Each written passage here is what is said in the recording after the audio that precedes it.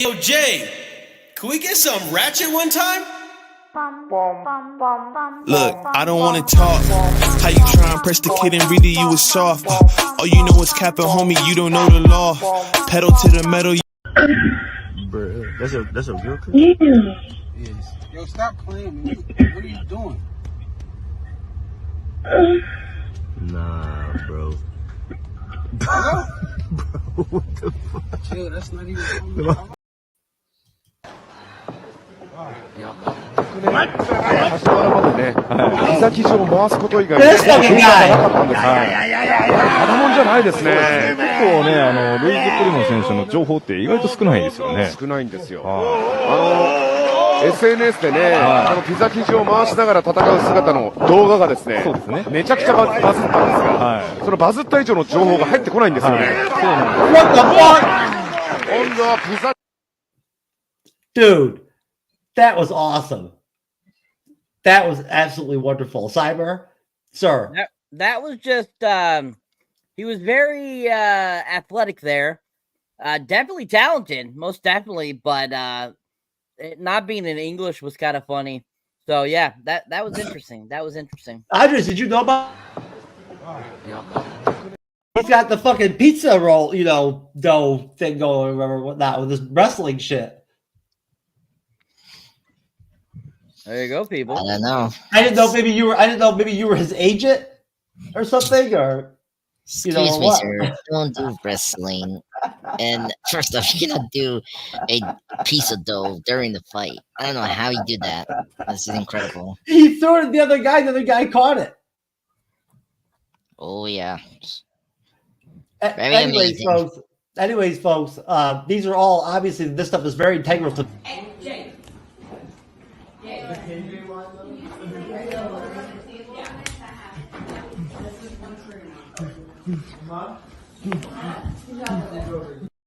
There you go, Cyber. I'm done. Thank you to Rathacon for those videos, folks. Way to go, Rathacon. Anyways, folks, welcome to the MCU's Bleeding Edge. We are live Wednesday night, May 22nd, 2024, to discuss the first sequel to the Back to the Future trilogy, Back to the Future Part 2. That's right. So, this bad boy made its mark on November 22nd, 1990. It was, 4 years later that it got released after the original film. It was actually filmed in 1990 before it got released in, or I should say in 89. Sorry, November 22nd, 1989, folks. So sorry about that. The third one was released in 90. But anyway, so November 22nd, 1989 is when this bad boy got released. And like I said, it was filmed actually in 89 and was released the same year. They only had, I believe it was 8 months that it took for them to put this together and edit it and release it in November of 89. So I think that's pretty impressive, especially because they were filming part 3 as well at the same time. So I think that's pretty cool. So this, of course, was directed by the great Robert Zemeckis. He directed all 3 films. He directed the original film as well, and is a great director. He's directed a lot of great films over the years. If you have not seen anything else he's directed a lot of great films. If you have not seen What Lies Beneath with Harrison Ford and Michelle Pfeiffer, great film. He directed that. Came out 99, I believe. Another great one of his films. But yeah, this is just a really fantastic film. Great cast. I mean, Michael J. Fox, Christopher Lloyd, Elizabeth Shue, Leah Thompson, Thomas F. Wilson, starring in it, Jeffrey Wiseman, who actually replaces the original Marty McFly Sr. or George McFly. Played by Crispin Glover in the original film. He actually was recruited to basically put on prosthetics and pretend to be Crispin Glover for this film. Simply for the fact that Crispin Glover they had to replace him because he just kind of went off the rails when it came to basically getting the part again. if you did not know that. He actually made a big stink about it.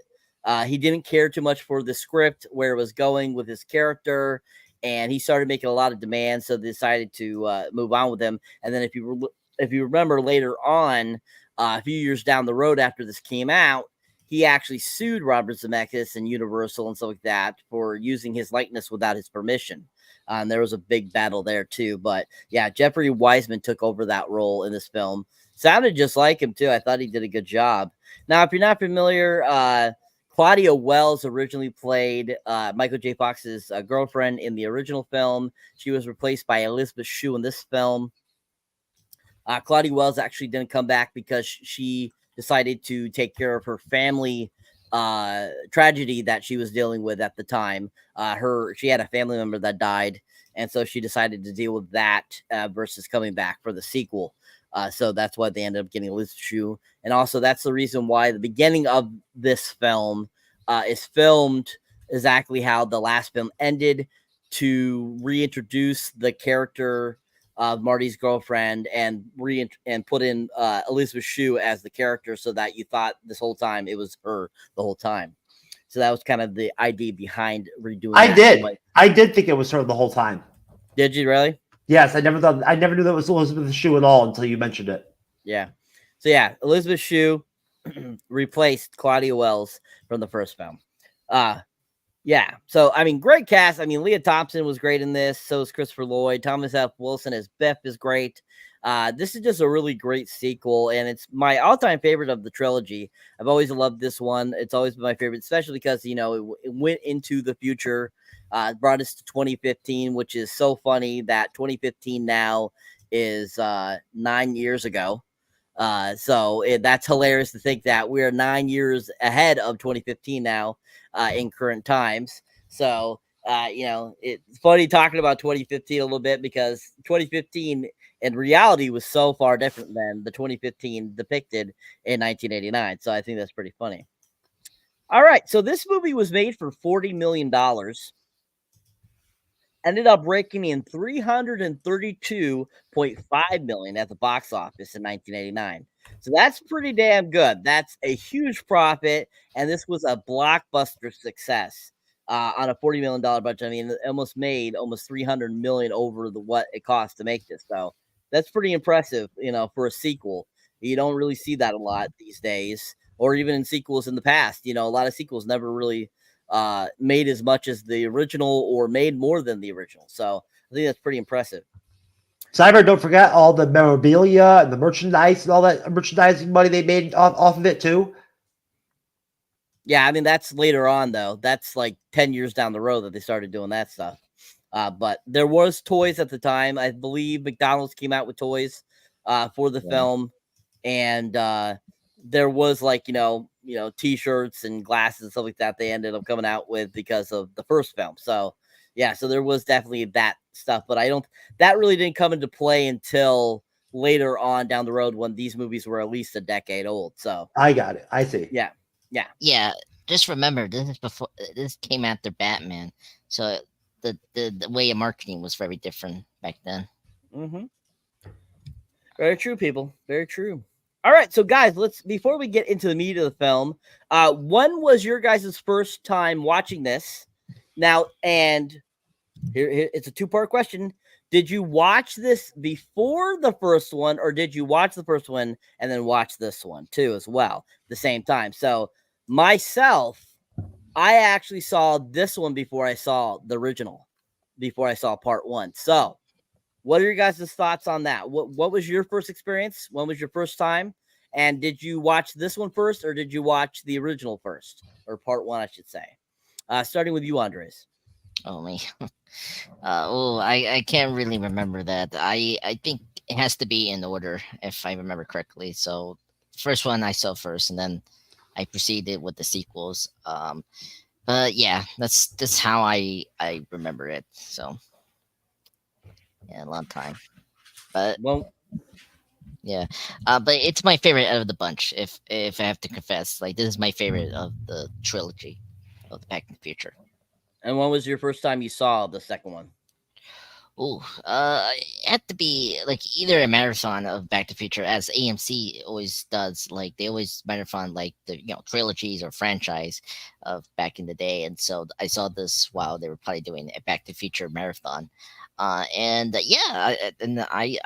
love it just like the first film. I actually preferred this over the first film. I had to say when I was growing up because of, as you say, Cyber. It was like it was so much more ambition than the first one. Like you're going to the future, and then you got to an alternate future time, which was great, and then you go back to like it was just jumping back and forth. It was so amazing. So that was the best part about that, and plus seeing more Doc Brown, the older Doc Brown, which was really great. Because we only spent the 1955 version of him. So this sequel, it was fun to see like the older version. So that was the best part about the sequel. So I'm very excited to talk about this with you guys. Excellent. Thank you. Mr. True Knowledge, same question, sir. When was your first time you saw it? And did you watch this in order? What up, Raymond? I don't know if I watched it in order or not. I can't remember. I have very little memory of, after watching the first one for the first review and now watching it again today for the second review, I have very little recollection at all, other than certain scenes, like specific scenes, like the hoverboard scene and stuff like that and whatnot. I have very little recollection of really ever really understanding the film when I watched it as a little kid, right? Back to the Future 2. I would have saw it probably the first time in the late 80s, early 90s, right? In the early 90s, probably, when it came out on HBO or whatever, whatnot. I didn't see it in the theaters. That I know. And it was never like a popular movie that was recorded on VHS by my parents that I ever like went to as a go-to movie at all, really. I never cared for the third one at all. In fact, I don't know if I ever even like watched it. Or, like, I'm sure I watched it as a kid, but I have no remembrance of it at all. Like it'll be like a new film when I watch it. But I'd say that I stayed away from the Back to the Future films ever since I was a kid. So these watches I've had just recently, the first review we did and now this one, are my first real adult viewings of the films.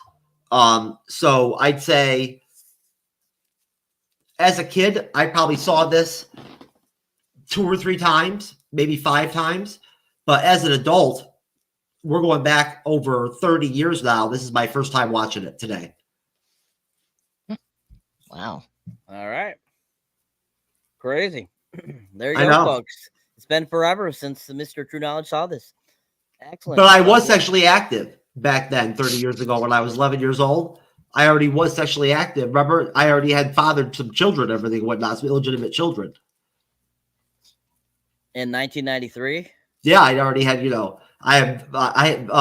before my incident, I had super sperm, super strong sperm, Oh my God.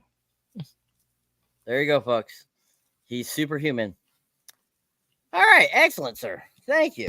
Excellent. So, all right. So this movie starts off just like how the first film ends.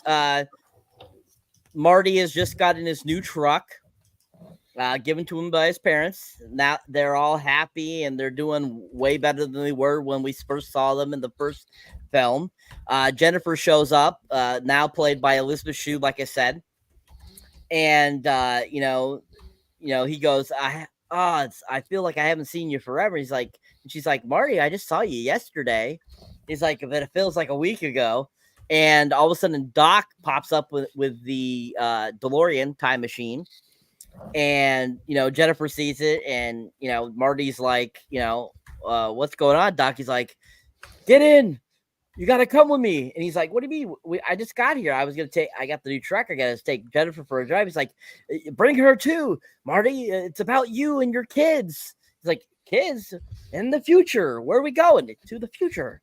And basically, he's like pulling stuff out of the trash, putting it into the back of the DeLorean now, which has this thing called Mr. Fusion. And you're kind of like, what the hell is going on here? And so he puts the stuff in there and they get into the time machine. He's like, Doc, you're going to have to back up more. You're not going to be able to get up to 88. He's like, where we're going, we don't need roads. And then that's when all of a sudden the car lifts off the ground and is hovering and flying. and they jet off, and it says Back to the Future Part 2. And so as it shows the credits, it shows like you're in the air flying through the clouds. And all of a sudden, after the credits have finished, all of a sudden they're flying, and they're now in the future. They're 30 years in the future in 2015. And Doc basically says, yeah, we are now in 2015. He's like, 2015. Marty's like, he's like, yeah, exactly blah blah blah day in 2015. And he's like, basically, he's like, what are we doing here, Doc? He's like, it's about, we gotta help save your kids, Marty. He's like, oh, and he's like, and like, was Jennifer a part of it? He's like, no. He's like, why'd you bring her? He's like, she saw the thing and she was gonna need information, so I could have just leave her there without any information. And so basically, as they're doing that, they basically take off ramp in the sky down into Hill Valley. And in Hill, they get down to Hill Valley, and we see them, and they're hovering, and they're lowering down to the ground till they've landed on the ground. And Doc opens his hatch. He's like, you got to get out and get changed. He's like, Doc, it's raining. He's like, wait 10 seconds. And all of a sudden, like, the rain completely stops, and it's completely done. And he's like, right on the tick. What? He's like, now if only the weather service was as good as the blah blah blah. He says, and so he gets out, and Marty kind of walks forward a little bit, and he's like looking. He's like, in the future. It's like, and basically, he says, Marty, come back here, basically, and he basically tells him that he needs to help his son out, his basically identical son, basically, that looks exactly like him, from going through with this thing that would cause him to go to jail, because of Griff, it happens to be a descendant of Biff from the past, that has, animatronic implants or whatever in him. And he basically, he's like, so I went ahead and saw all the events of what happened, he's telling Marty. And he's like, I backtracked it to this one particular day, and if we stop this will stop that whole chain reaction that causes your whole entire family to go, crazy. And so, basically, it's like, okay, it's like, so put on these boots, put on this, jacket, pull your, all the kids wear their pants inside out in the future, and you got to pretend to be your son, basically. And so he's like, okay, so he puts on all the stuff, and he's like, it doesn't fit, and he's like, he pushes the button on the bottom of the jacket, and it like form fits, and you're like, I want a jacket like that. I want to start wearing my pants turned inside out, backwards, Andres. I think we should start all doing it. You would too. Why not? It'd be interesting as fuck. A lot of kids did that in the 90s. I remember seeing them at school. Anyways, so Marty, basically gets into that outfit. Doc gives him the money to go get a Pepsi at the place. He's like, cafe, 80s, 3 o'clock, say no to Griff, and basically end up taking Jennifer out of the car and leaving her behind because Doc has to go somewhere else. So he makes his way into Hill Valley, and it's the future. It's 2015. He's walking around the area, the center of Hill Valley, and we see the old clock tower. It's now all digital, and we have an old guy that we have seen previously in the previous film. He's all old, and he's like, help save the clock tower. Still, 30 years later, they're still asking to help save this clock tower. That's all digital now, so what the hell is that going to do? But anyways, and he's like, I wish I could go back in the past and put some money on the Cubbies, after the Cubs won the World Series at the time. And he's walking around and stuff like that, and all of a sudden we see a hologram, and it's supposed to be the 19th Jaws film. Now, this is 1989 now, and the last Jaws film came out in 87, Jaws for the Revenge. And so this is 2 years later. They're saying that 30 years down the road, there's going to be 19 Jaws films. And he starts to get scared because the hologram's coming at him to eat him. And he's like, the shark still looks fake. And so eventually he makes his way to the Cafe 80s, which is all 80s nostalgia. 30 years later, it's it still looks like a 80s like aerobics place, and they have futuristic Pepsi and all this kind of stuff. Ronald Reagan and Michael Jackson are the servers at the place as monitors, which was hilarious.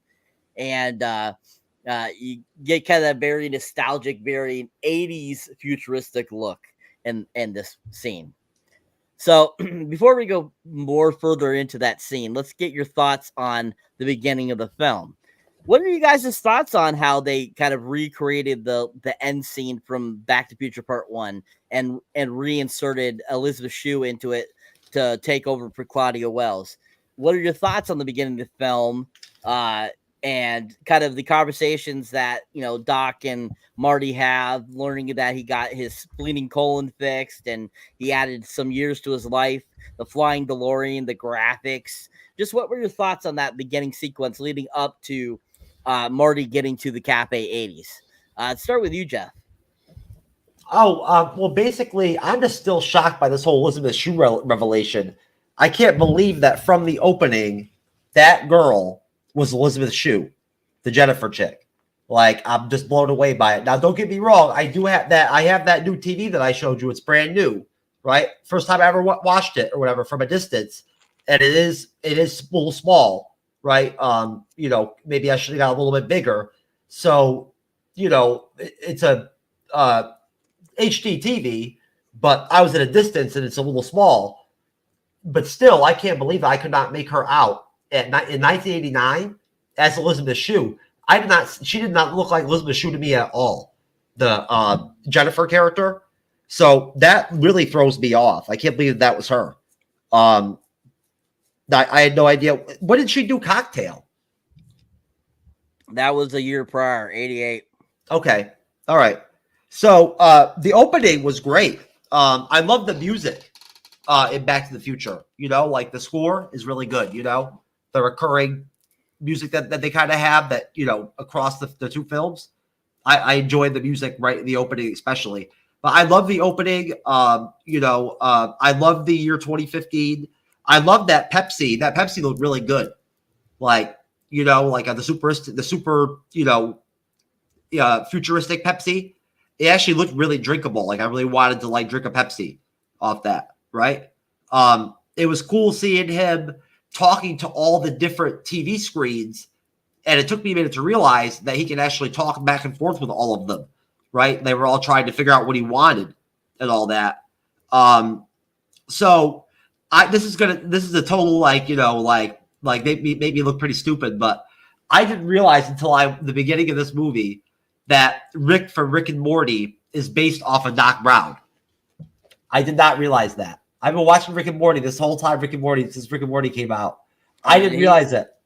He's like definitely drawn just like what Doc Brown looks like. His entire personality is Doc Brown. So, what up, Raymond? How are you, brother? Over at Booze and Chill. I promise I'll come check out your live tomorrow night, man. But no, I didn't realize it. I didn't realize it until today. So I feel like a dumbass. Rick and Morty is a good show too, by the way. But what is the deal with Griff? I don't understand. I get it. This is the future, right? But why does he have this vendetta against Marty to where he's swinging baseball bats at him and all this shit and whatnot and all that? And how does he how is he able to just get away with doing that shit?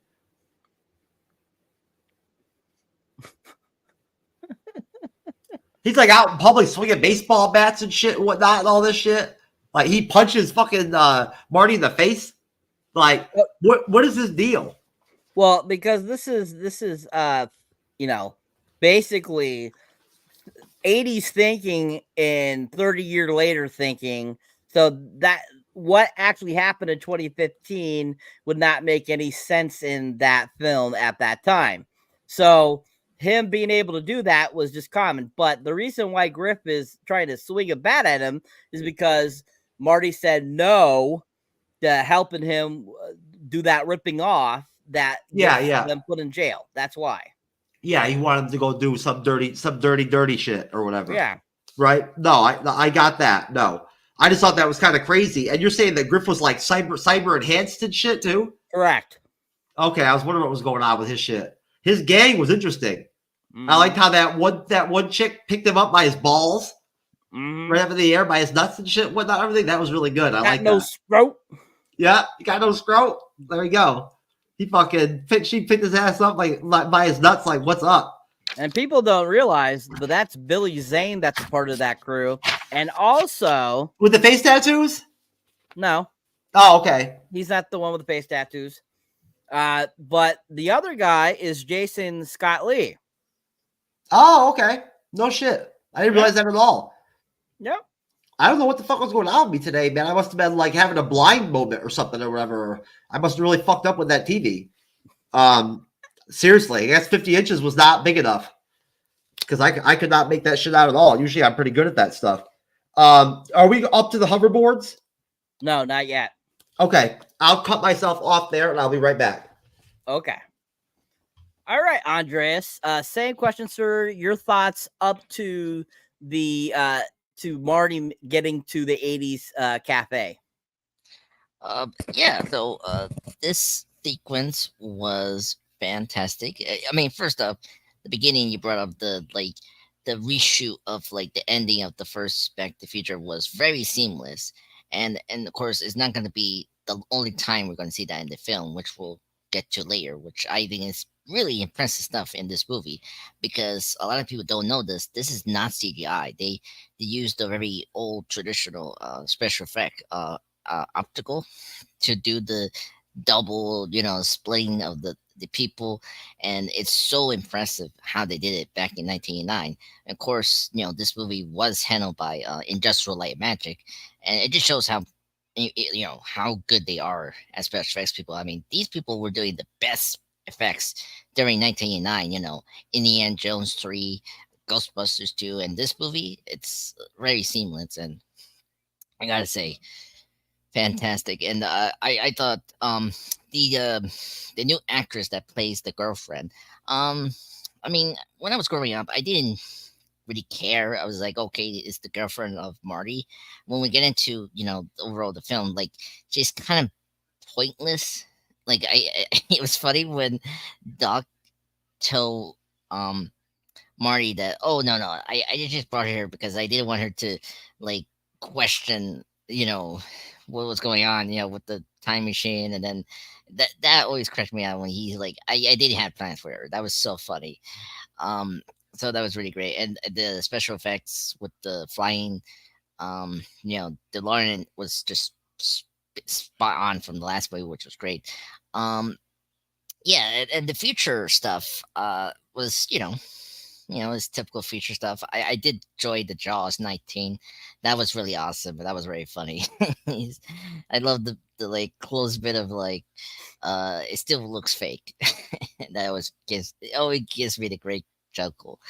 But yeah, and then seeing what was it, the mayor, one of his like, and like one of his relatives being, I don't know, a car dealer. That was very funny to see.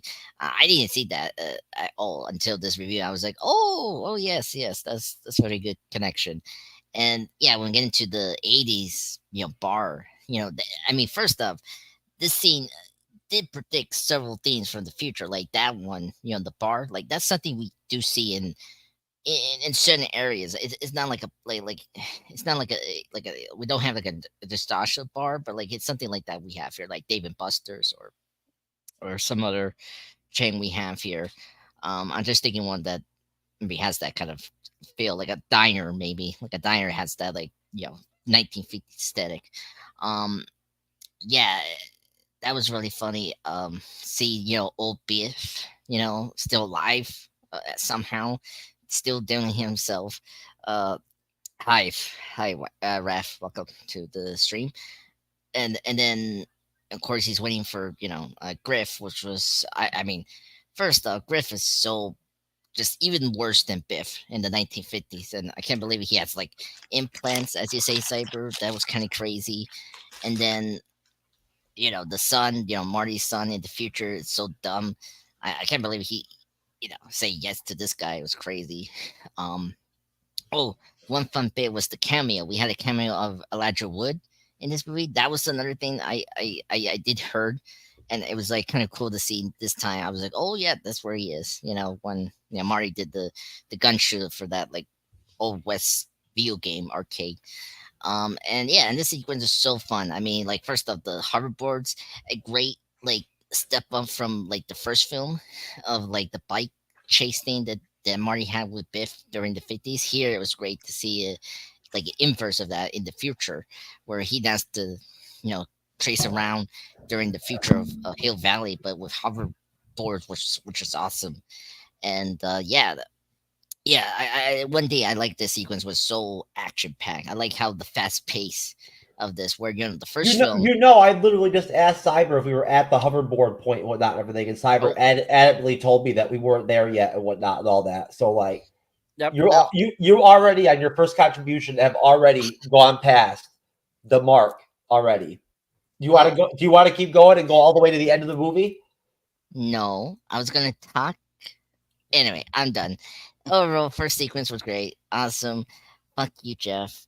Here we go. First Sir, F1, I'm first gonna call you. minifigure. I'm gonna call you out on it every time because you do it every fucking time. So I have to call you out on it, sir.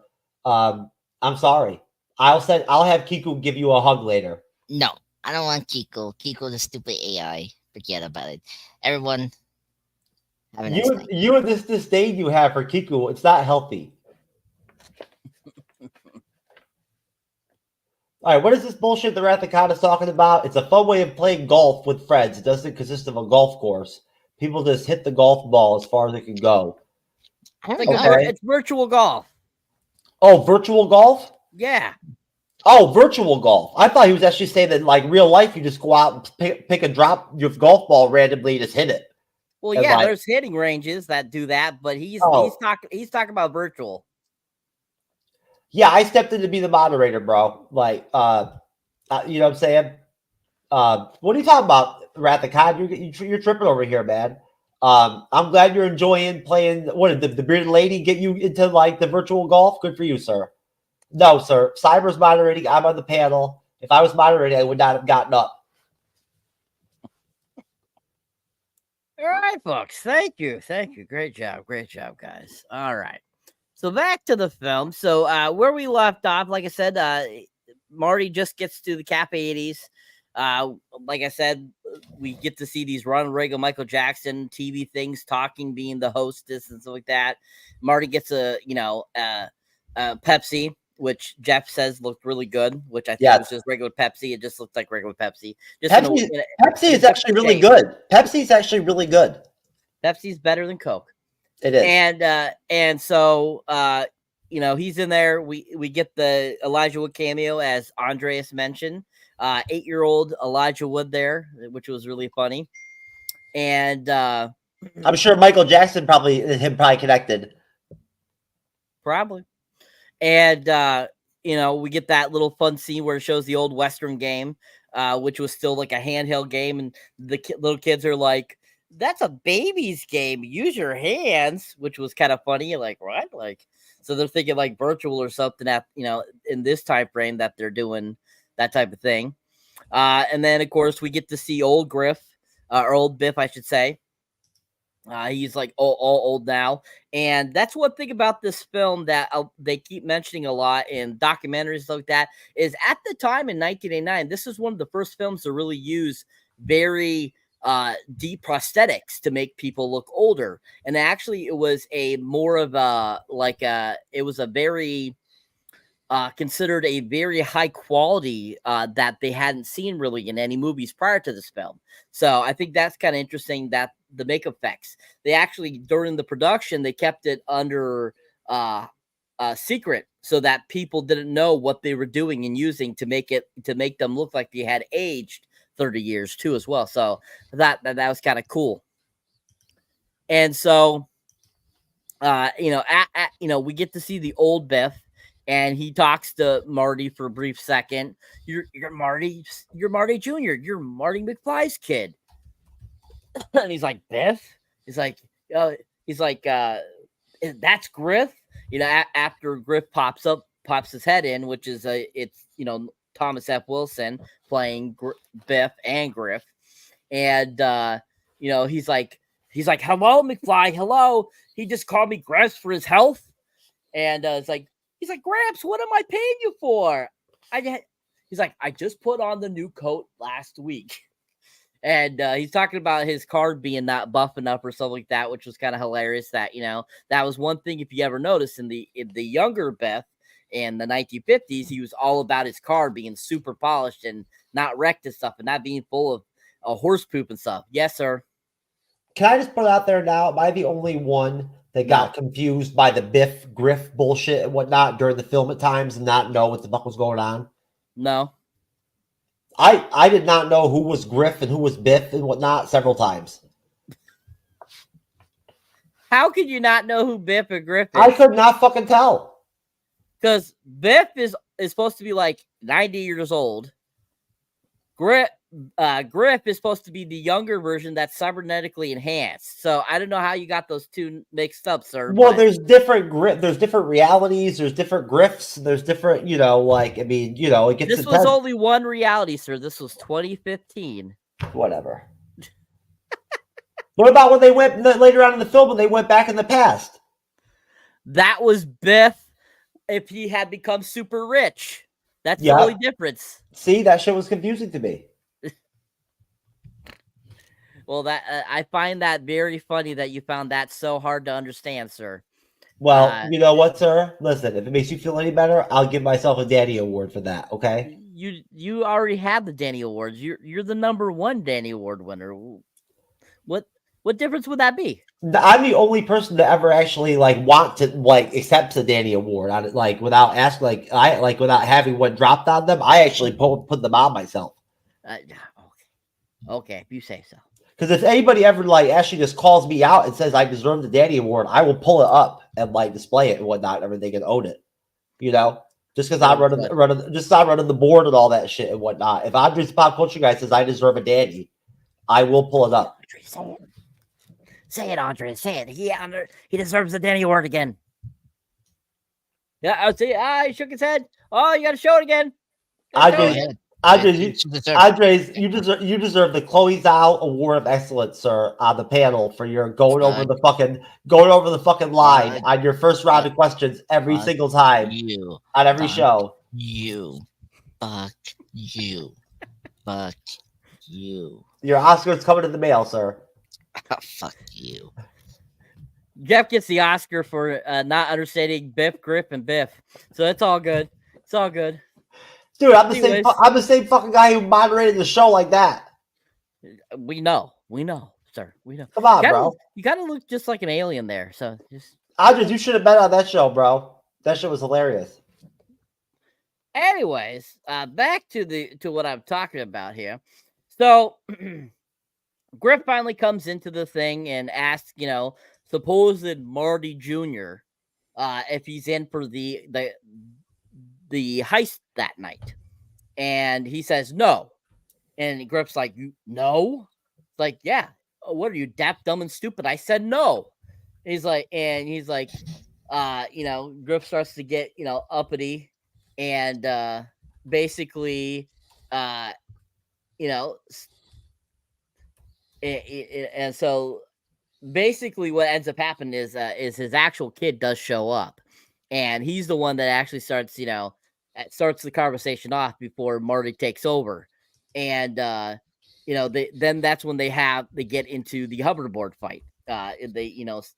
Basically Marty ends up punching Griff and runs out just like he did in the first film, and they have a hoverboard incident. Now the hoverboards, it's kind of funny story about the hoverboards. The hoverboards were fake. They were on strings and stuff like that, and they've showed that in the documentaries and stuff like that. But I guess apparently at the time in '89, Zemeckis was basically going around saying, "Yo, yeah, we really made hoverboards. They're real. They can work, and you can buy one and stuff like that." And kind of trying to promote them for the movie and stuff like that, and make people think that they're real. And so that kind of became a running joke, which was kind of funny. And so a lot of people thought they were real, that hoverboards were real at the time. So I think that's kind of funny. So anyways, so they start their hoverboard chase, and we get very similar thing, them driving after him, going after him, so like that. Griff goes and gets his really fancy hoverboard, which is powered, and he gets on. It's called a Bulldog, and then the his other three companions there grab onto, and they all start going after him. And Griff's got his electronic bat, and then he's like, "Batter up!" And they're chasing after Marty, and he's trying to get away, and he end up getting over the water. And as that happens, they're like hoverboards don't float on water. And so Marty's trying to get it to go, but he's having no success. And as they start to come after him, he's about to be hit by the bat from Griff, and then he falls down into the water, and Griff misses and swings, and then they go flying into the bank right in front of them, or whatever that building is, a bank or city hall or something like that. And as soon as that happens, Marty, pops back up out of the water, sees that it happens, and he gets out of the water and gives back about to give back the hoverboard to the little girl, kind of like similar in the first film. She's like, "You keep it. I'm going to take this Bulldog." And he ends up going over to the dock, and he's like, "Marty, what happened?" He's like, "Oh, my kid showed up and all this blah, blah, blah." And he's like, all of a sudden they look at the newspaper and it's changed, and it says local youth are jailed, automatically put into jail. And he's like, and Doc's like, we fixed it, Marty. Because this happened, now your son won't go through with what he was going to do tonight, and the whole future has been saved. We could go home. And so he ends up in this process, Marty has purchased a almanac from a store there in the future called the Sports Almanac, which allows them to basically so he could bring it back and basically bet on things and win lots of money, kind of like what Evil Biff does in the spell. And so after Marty has bought it and everything, and Doc sees and he goes, he's like, "Sports statistics, and this is hardly recreational material, Marty. I didn't invent the time machine to profit anything. It's to see the future and to help mankind and better mankind and stuff like that." It's like, this stays here, It's like, okay.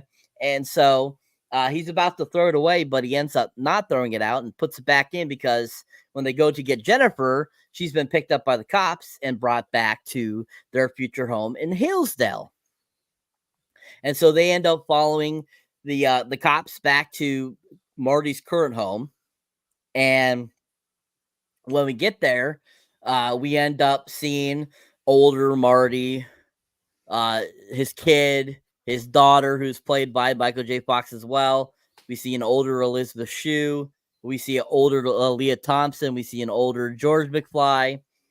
And one of the reasons why they have George McFly upside down and in that like chair thing is because of the prosthetics and everything that they had on that Jeffrey Wiseman to make him look like Crispin Glover. So that's why they didn't really focus on him too much, is because they wanted to give the illusion that it still is Crispin Glover, and to make you think that it's still George McFly. So that's why we don't see much of him, and that's why he's kind of like upside down throughout his one part in the movie. And so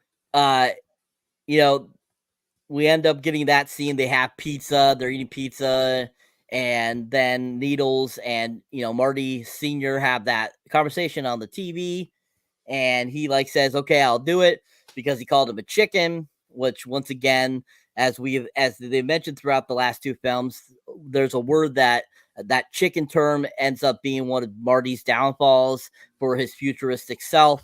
And this is kind of like one of those, it's showing you kind of one of that path that he's going on, that if he does do that, what will, keep him from his music career and stuff like that. And so we have that scene, which was really funny. He ends up getting fired. He tells his mom it's a joke. And Jennifer is realizing she has woken up and realizes she's now in the future and is trying to get out of the house. and basically ends up coming front to face with her older self and faints. Doc and Marty grab her and bring her back to the time machine.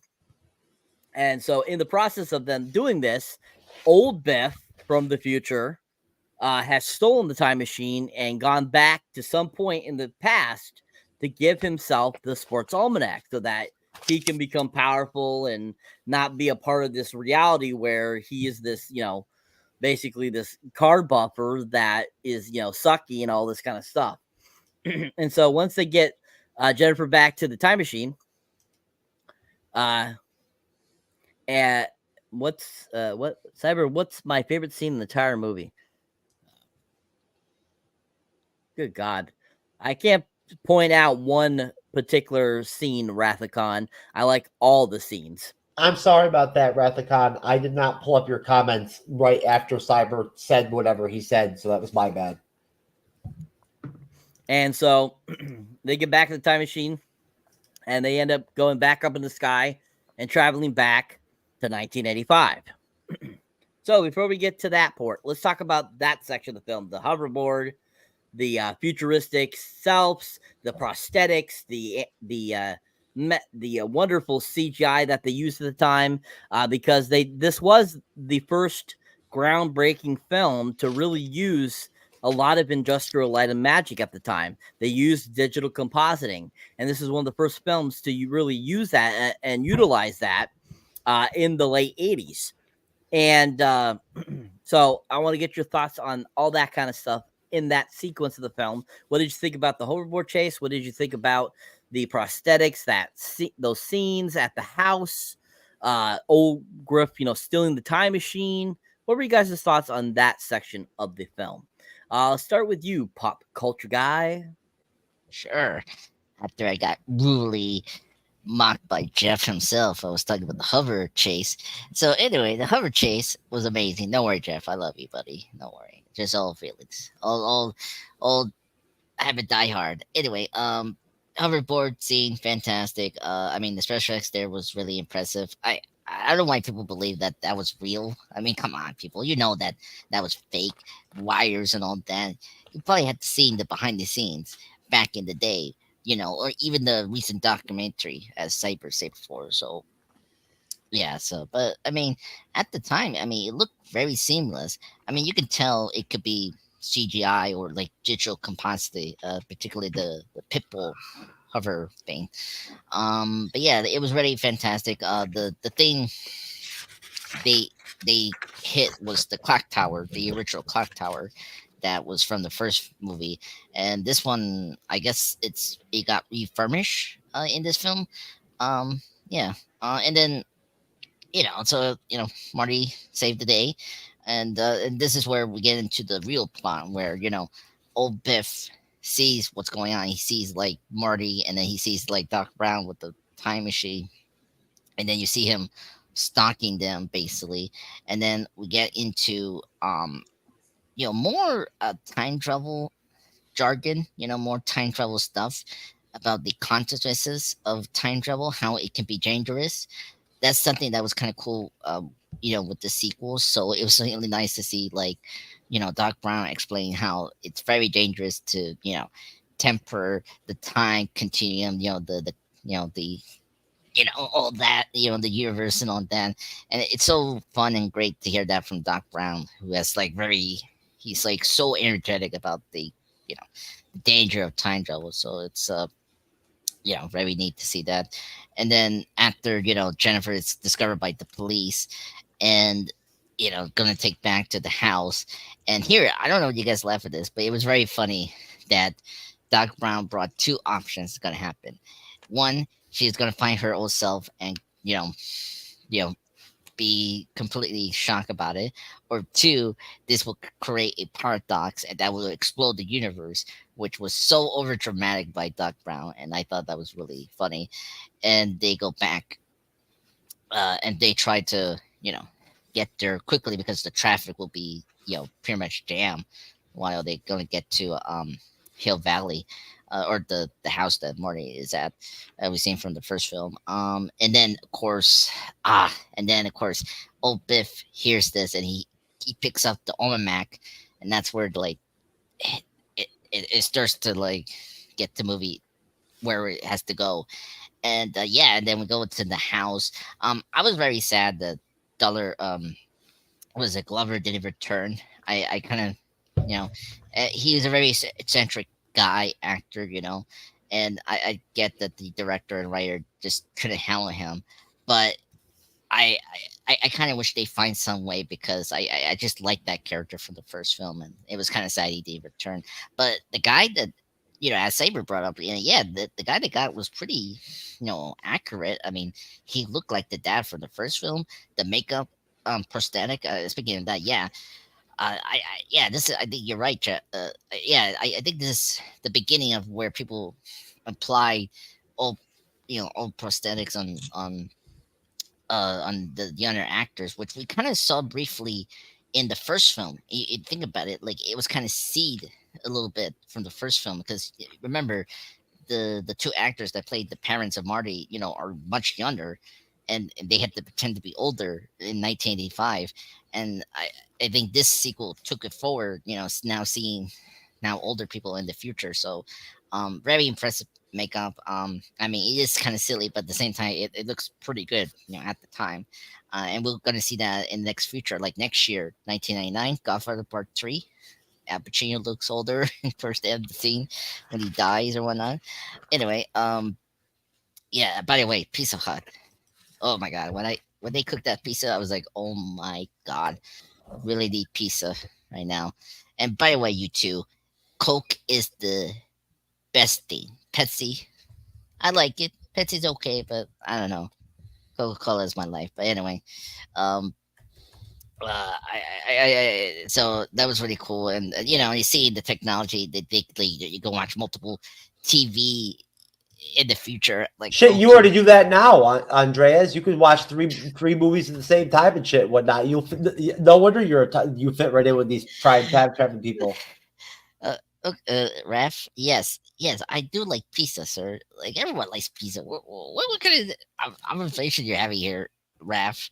Oh my god. Anyway, oh my god. Anyway, Rat so, is something else. yeah, you got nothing else. He's just this here chatting with us.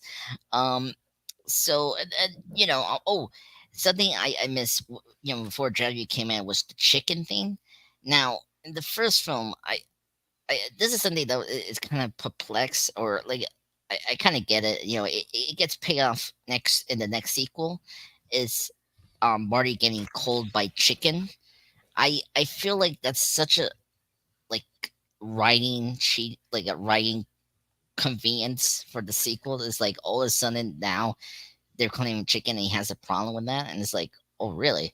Like the when they went in to the what is it, the cafe, and when Griff say, "Where are you, chicken?" and then the music starts so dramatic, and like he's like, "No one calls me chicken."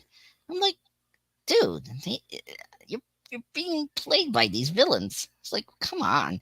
And then same thing when older Marty, is in talk with Niels. I guess another version of Biff's relative, and he pressures him to say, pressures him to do this like legal thing, and he says, where are you, chicken?"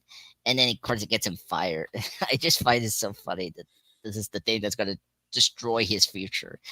So but yeah, it's whatever, it's a time zone thing, but it gets paid off very well in the next sequel, which we'll get into. I did remember they did a good job in handling that, but at this moment it's kind of like, okay, come on. It's very immature, but whatever. Yeah, and then that's it. I think the sequence was all good. The special effects, it's really impressive. Again, I say before, it's more it's more ambitious than the first film. The first film is more small and more personal kind of film.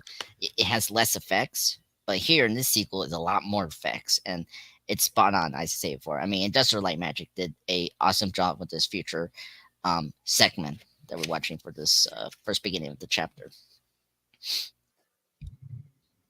Excellent. Thank you, sir. Good job, sir. Excellent. Excellent. So apparently, people are thinking I have early onset dementia here for some odd reason, and I'm curious as to why that is, Jeff. Oh, sir, it was just a joke. You've a couple times now in the last like couple of weeks or whatnot. You've like been doing your monologue, and you've like lost your place mentally like once or twice. You know, like that's all. Oh.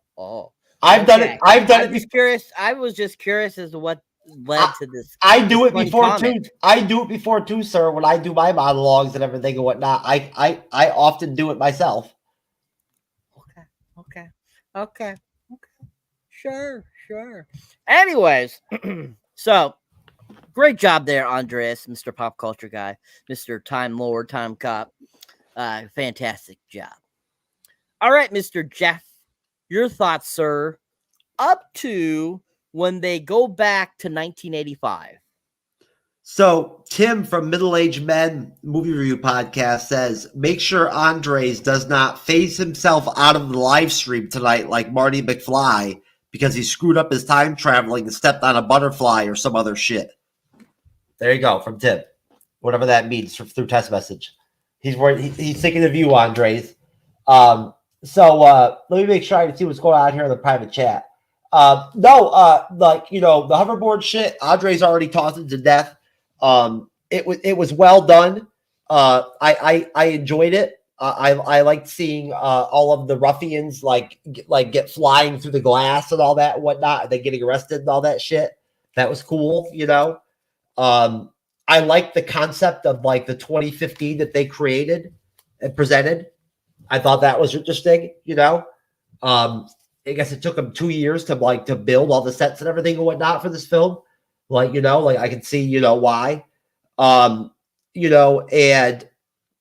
the whole realization of the ability to be able to bet, you know, on sporting events and all that shit and whatnot, and the introduction of the almanac and everything is very interesting. It makes it's an entertaining movie overall. Back to the Future 2 is without question. The different Marty's deal during that part of the movie where Biff Senior realizes that there's two of them, right, or whatever, and sniffs what's going on with the time traveling was pretty interesting, and worked well with the story, and they handled it well, like the swapping in and out and all that. Overall, they did a really good job of having Michael J. Fox play more than one character and all that and whatnot. Like he did a good job with all that. It was an interesting premise that the future was now altered. And Doc had already warned them about like not getting too involved with like their other selves and all that shit and whatnot, and that you shouldn't know too much about your own future and all that stuff. And right, Jennifer or whatever is trapped in the house, like the actual like Marty McFly of like 2015's house and all that shit and whatnot. She can't leave because she can't figure out how to open the door, close the door, right? Doc Brown has to tell her how to get through the door. Why did Jennifer have to get picked up by the cops and brought to the house? How did she get knocked unconscious or whatever the fuck was going on?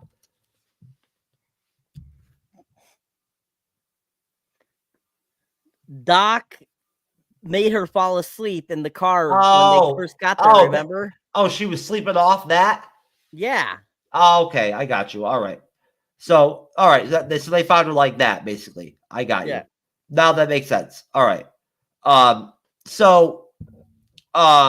Basically, I guess, the only thing I really have to say is just that, was that actually, Leah Thompson that played, the original, the first mom, like Marty McFly mom at the first house? Was that her with prosthetics? Yeah. That was her. I thought so. Yeah. It's just the dad. The dad is not Glover. No, I know. I can tell. No, his prosthetics looked a little rough. But I couldn't tell if that was Leah Thompson or not. But no, I like that whole deal that they had her like that.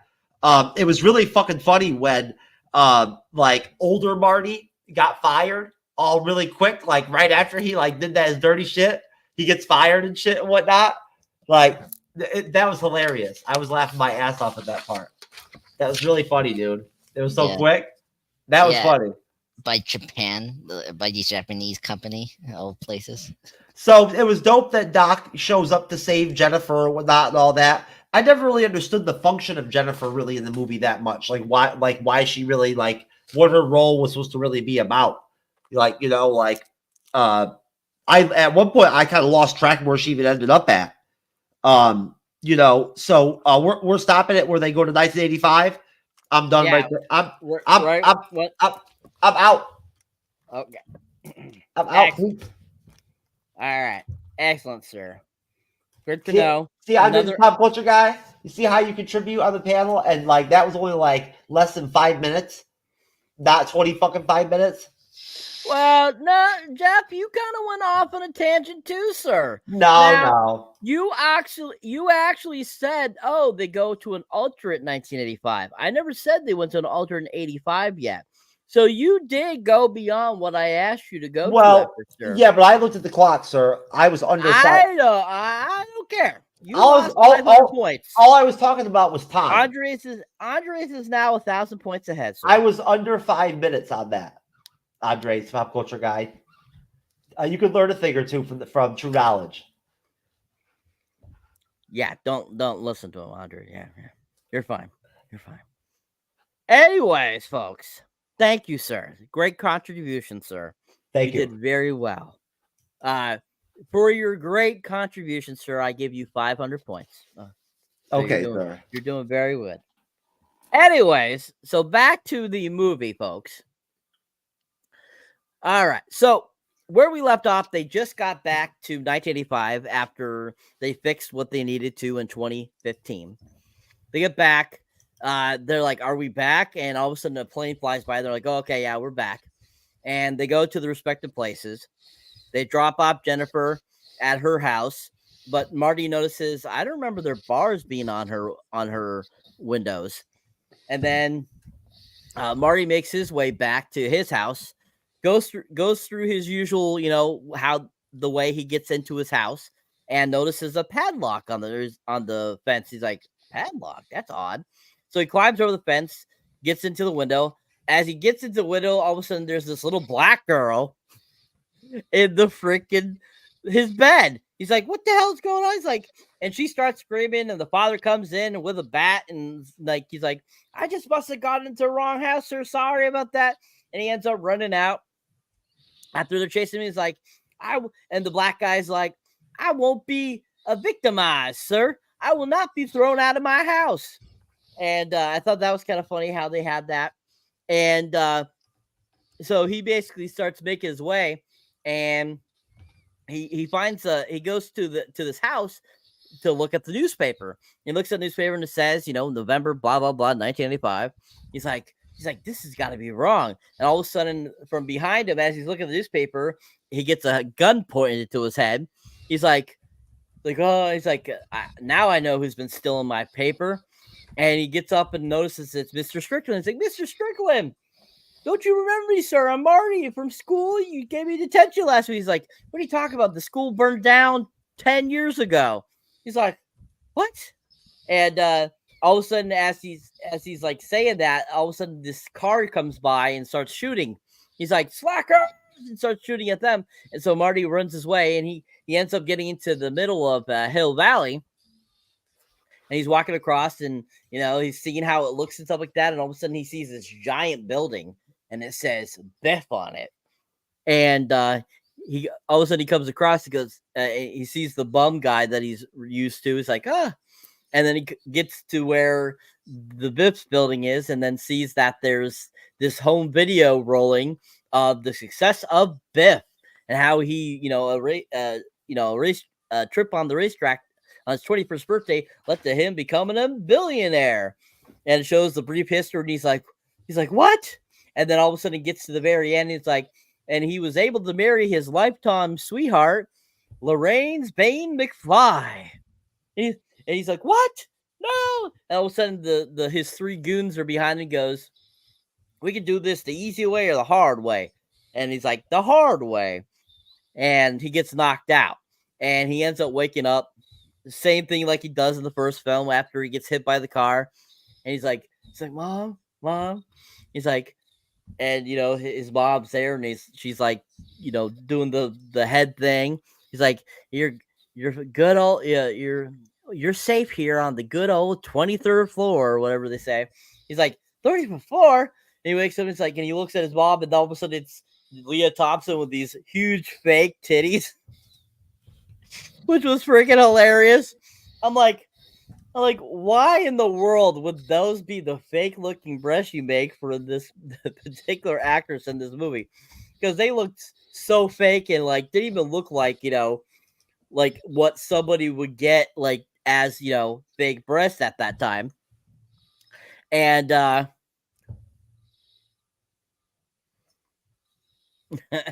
okay. All right.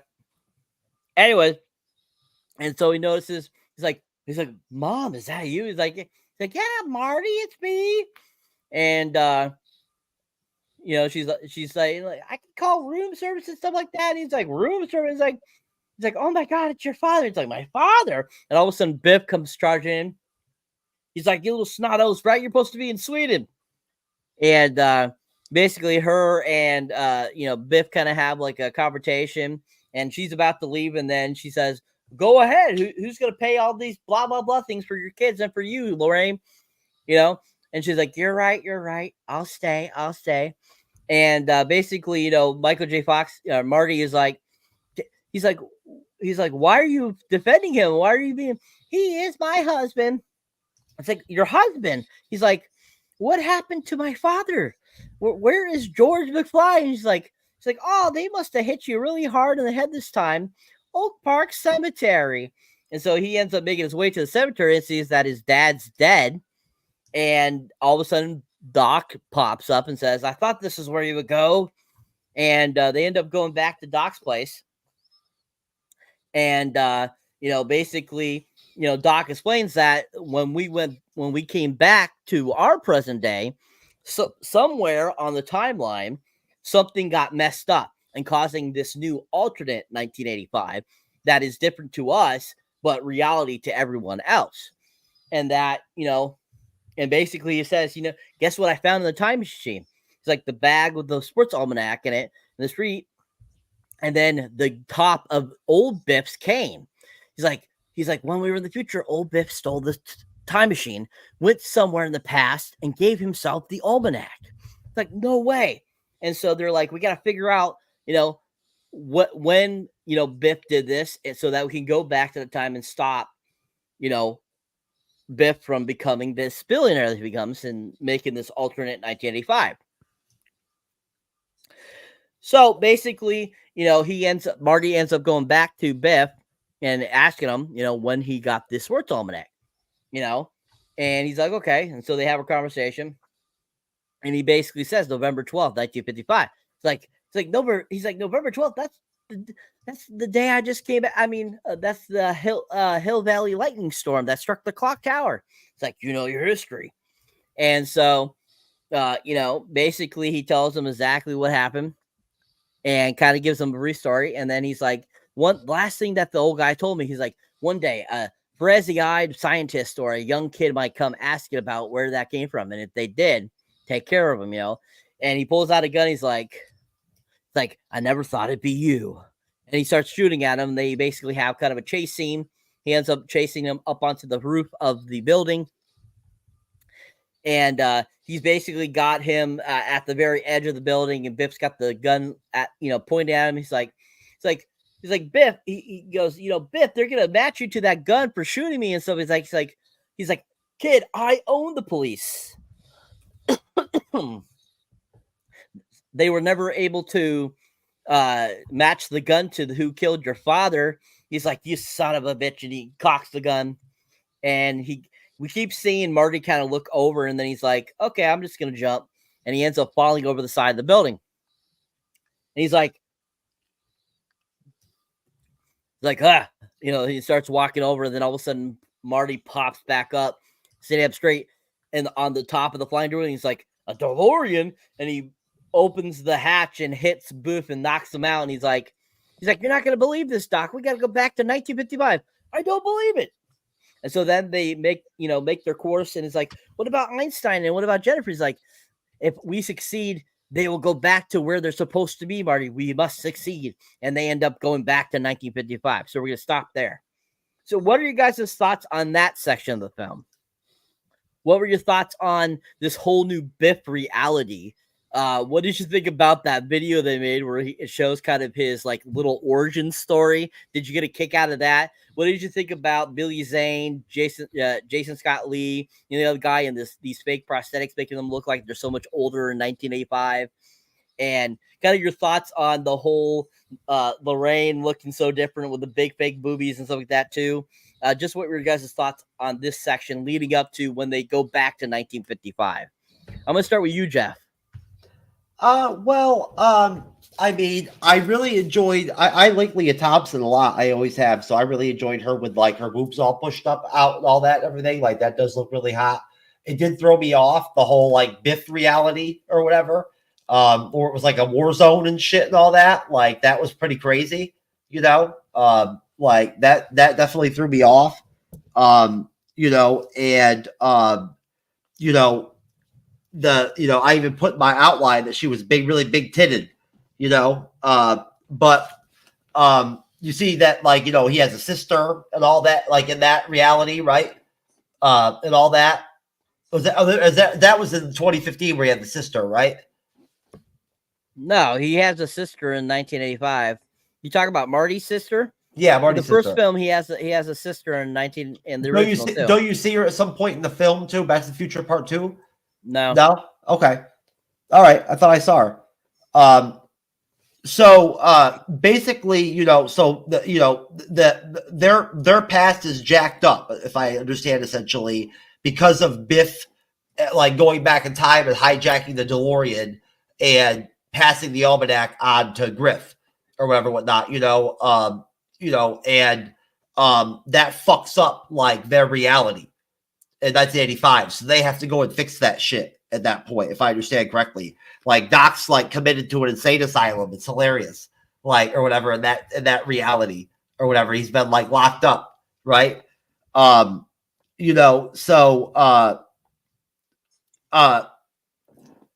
guess it was interesting. I don't really know what to say. Like, the whole sports betting, like that's how the guy, this Biff made his fortune or whatever, whatnot, was through that. Sounds a little like, I don't know how, like, I mean, wouldn't somebody start to suspect that after a while? If you just kept winning like that over and over again on sporting events and all that, like being able to know exactly what the fuck the spreads were and all that. I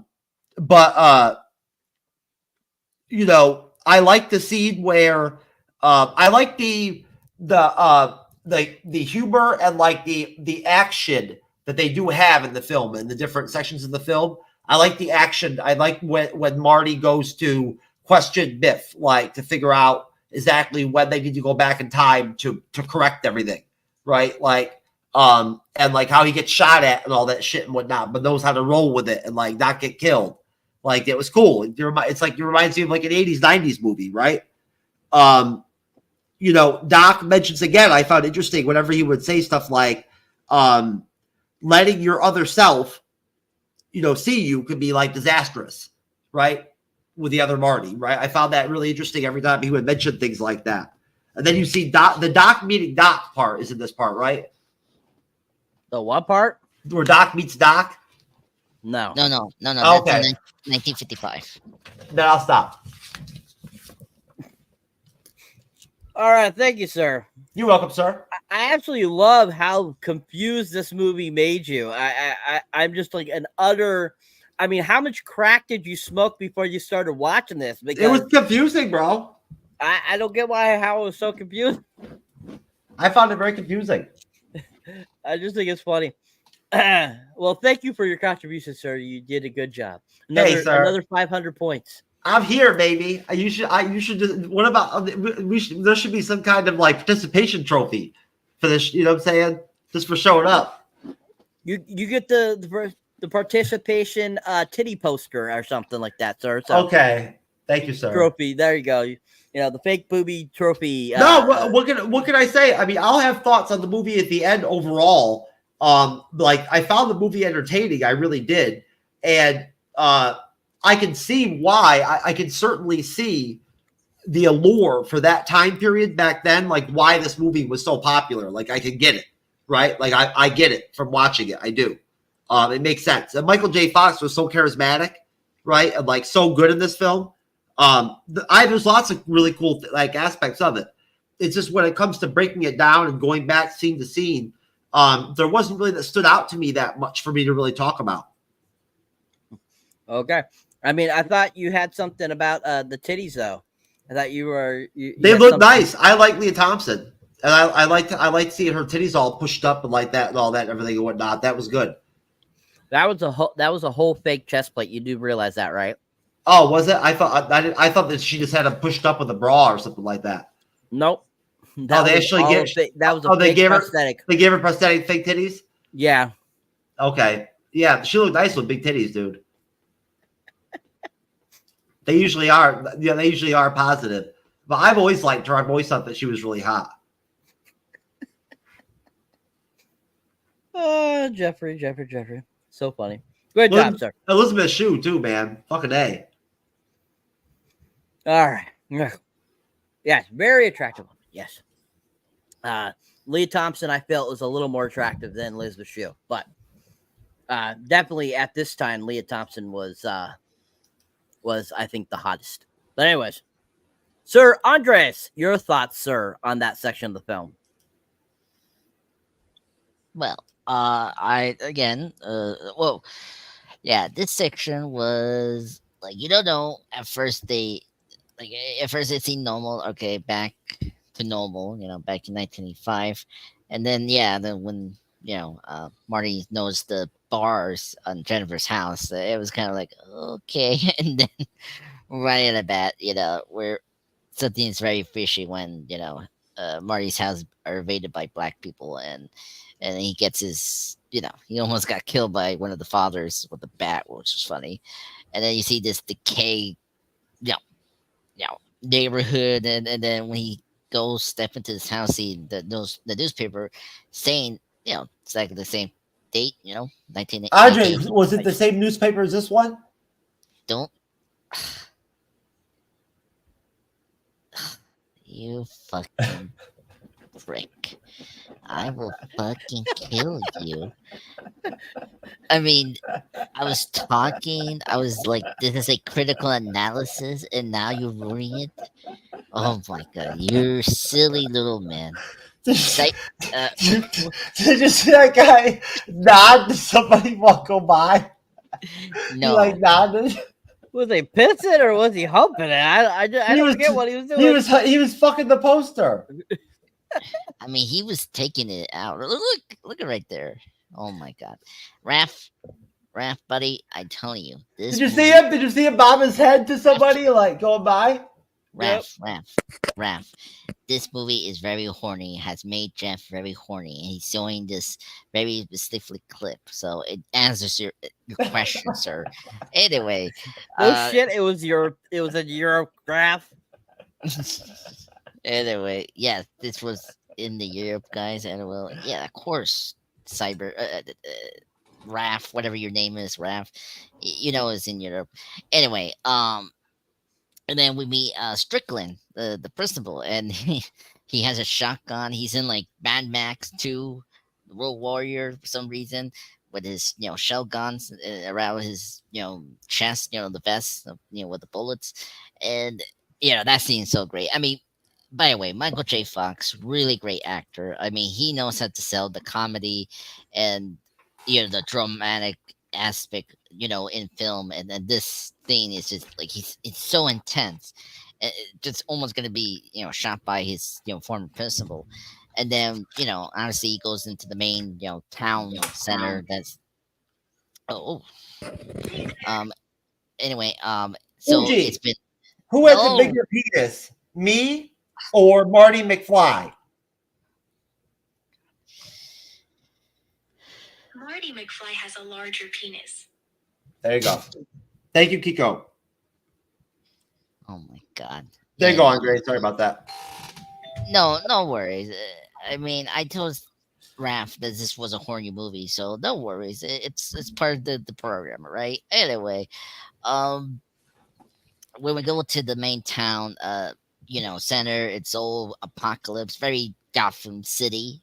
For some reason, like it's like hell shit hole, whatever you want to call it. And then when he sees the origin story of how Biff gets his money, in this alternate timeline, it's so funny. I don't know if you guys missed the one clip. This was funny. I actually laughed very hard with this one. Was I think Biff dated Merlin Monroe. That was funny. Yeah, Like, that was funny as shit. I was like, I never caught that at all. I seen this movie multiple times, just like the first one and third part, and I was like, oh my god, that's Vernon Malone. That was so funny. And then, and the newspaper clips are so funny when he's like, oh, like this is like, oh man, I'm the luckiest man on earth, and it's so funny. And then I can't believe his three friends are still working with him, and I mean their prosthetics look seamless. I mean, the one guy's wearing sunglasses, so you cannot probably see his eyes. So yeah, it was very funny. And then yeah, I agree. Like, why?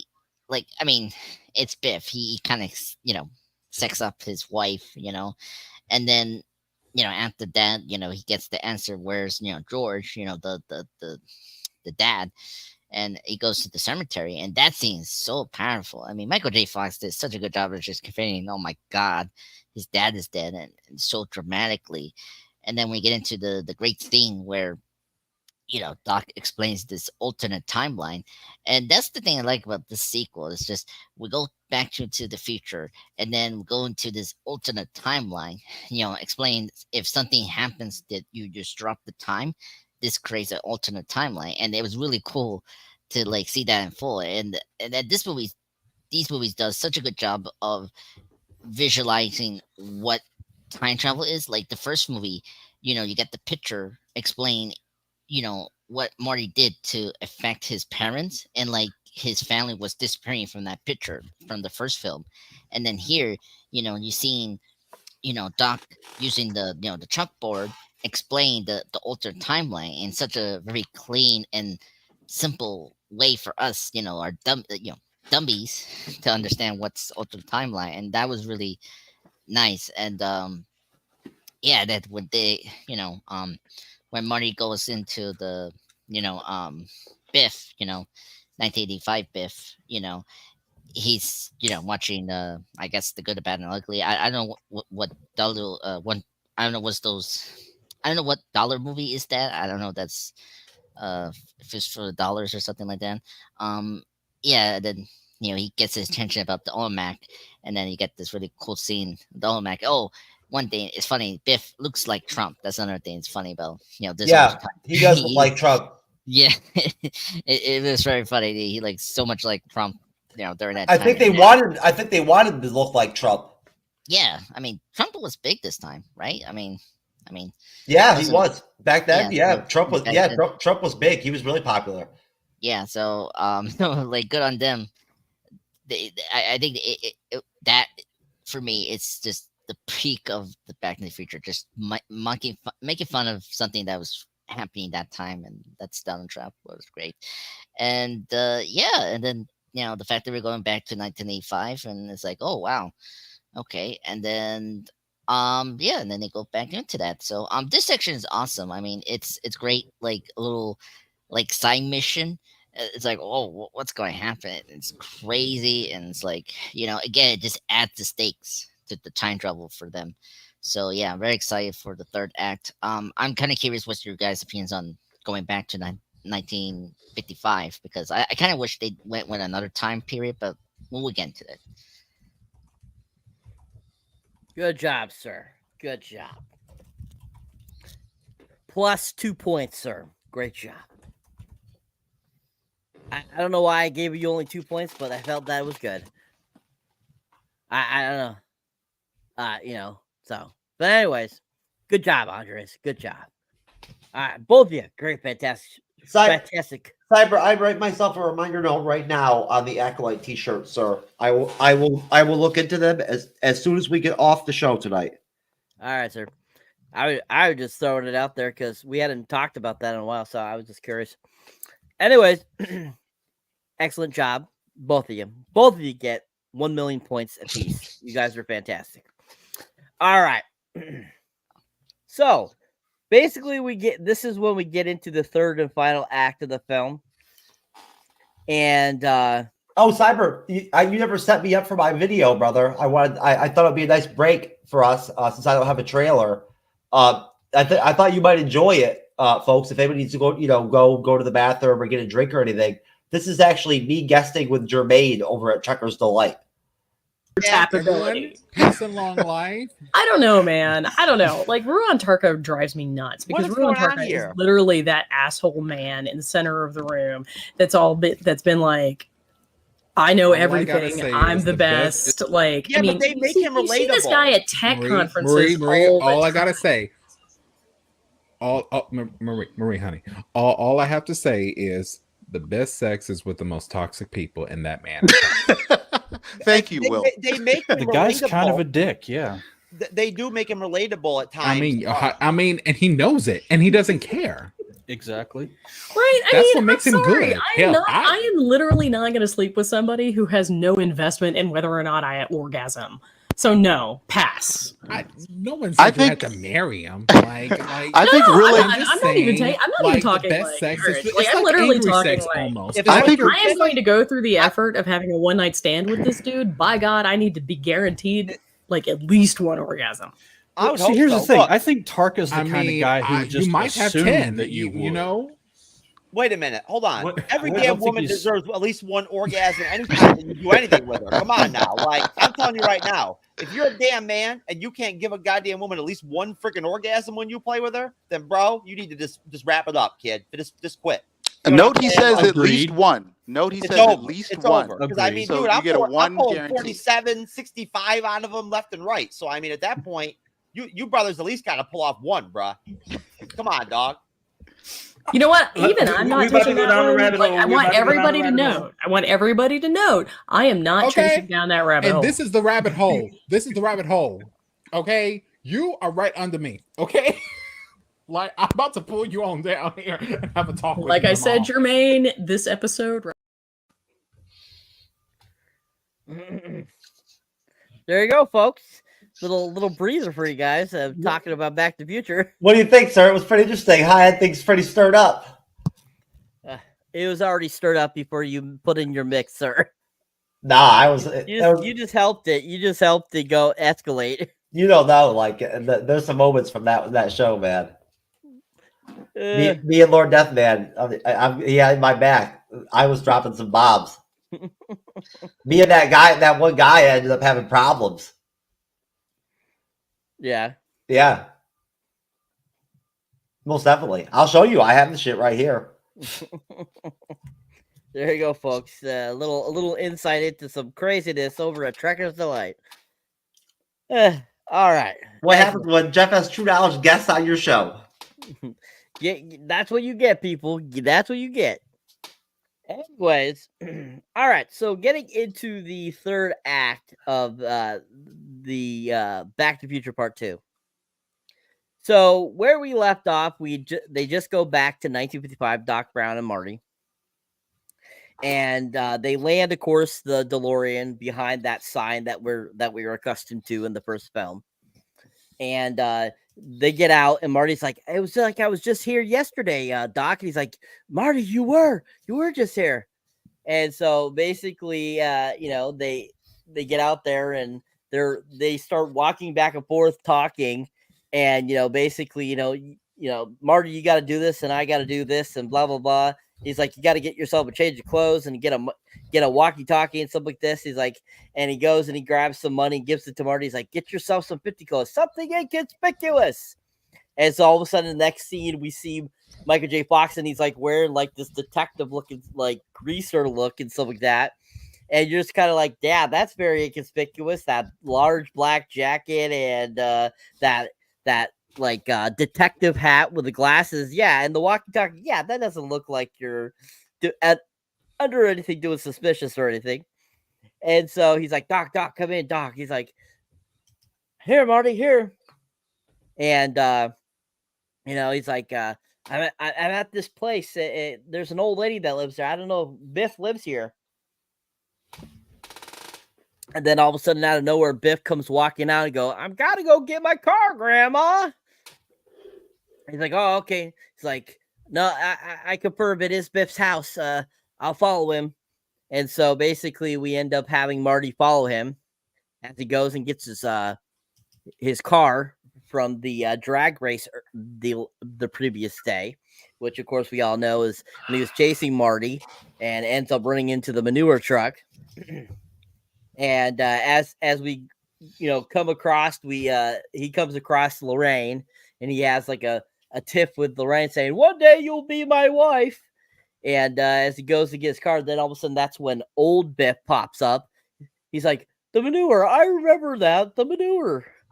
And so basically we see him and Biff like dealing with the auto mechanic guy and telling him how much it's going to cost him. He's like, $300. He's like, I better get a lot more for that than $300, Bob.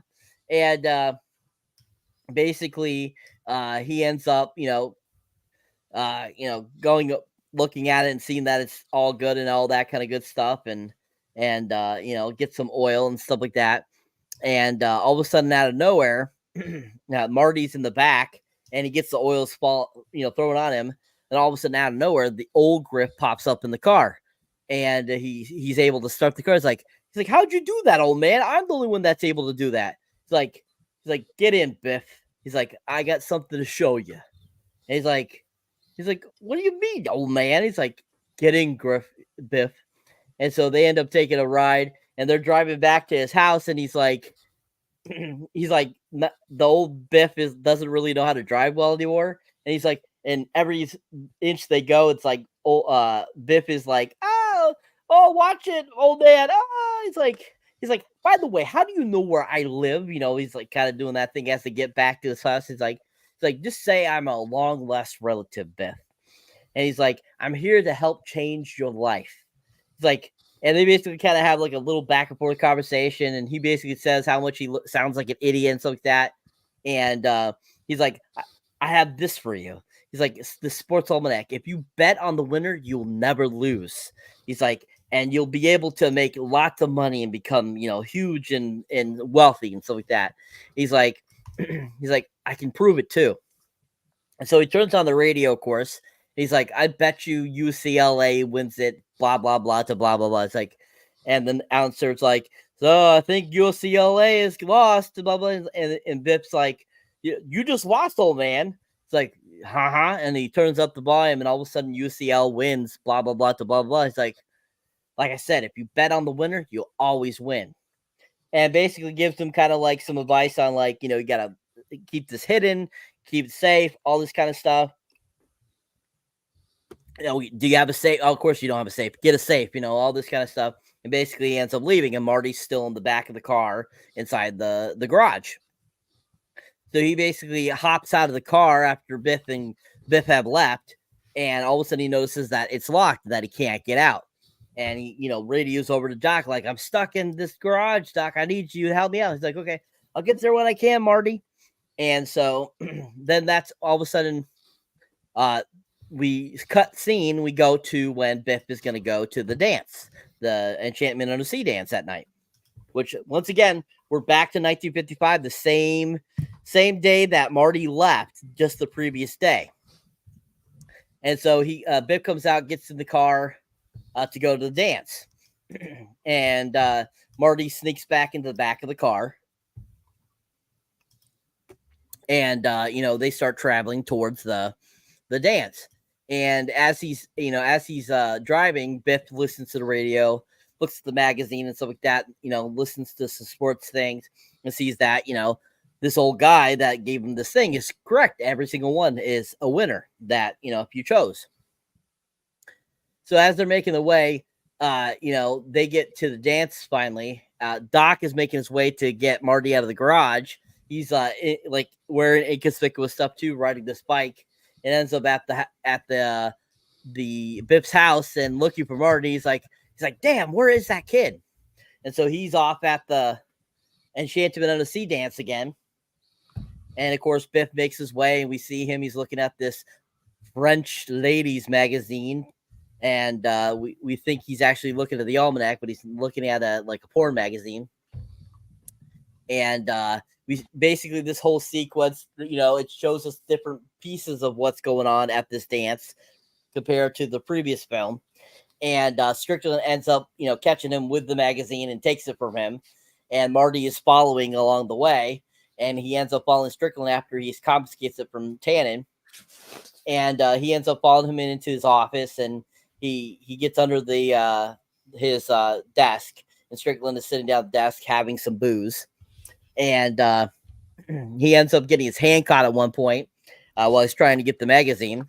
And Strickland ends up, drinking, and he ends up tossing it and going away. And so then Marty, when he goes away, gets out, grabs it out of the trash, and like, yes. And then all of a sudden, when he opens it, it's actually the porn magazine, not the actual almanac. But Tannen still has the almanac on him. So then he's like, where do I find him? And then all of a sudden he remembers, oh, this is where, he's where George comes in, his dad, to knock Biff out. So he makes his way back to the parking lot, and so the dad sees Biff having been punched out by his dad.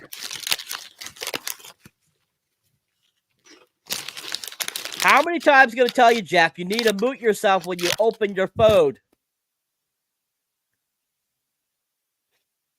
Thank you, sir.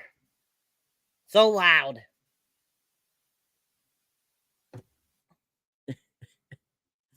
Thank you, sir. Anyways, so he runs back there and sees that Biff's been laid out. He goes over to Biff that's laid out and starts touching him, looking for the almanac on him. And he's like, I know CPR. And I guess in 1955, I don't know if they knew what CPR was. I'm not 100% sure.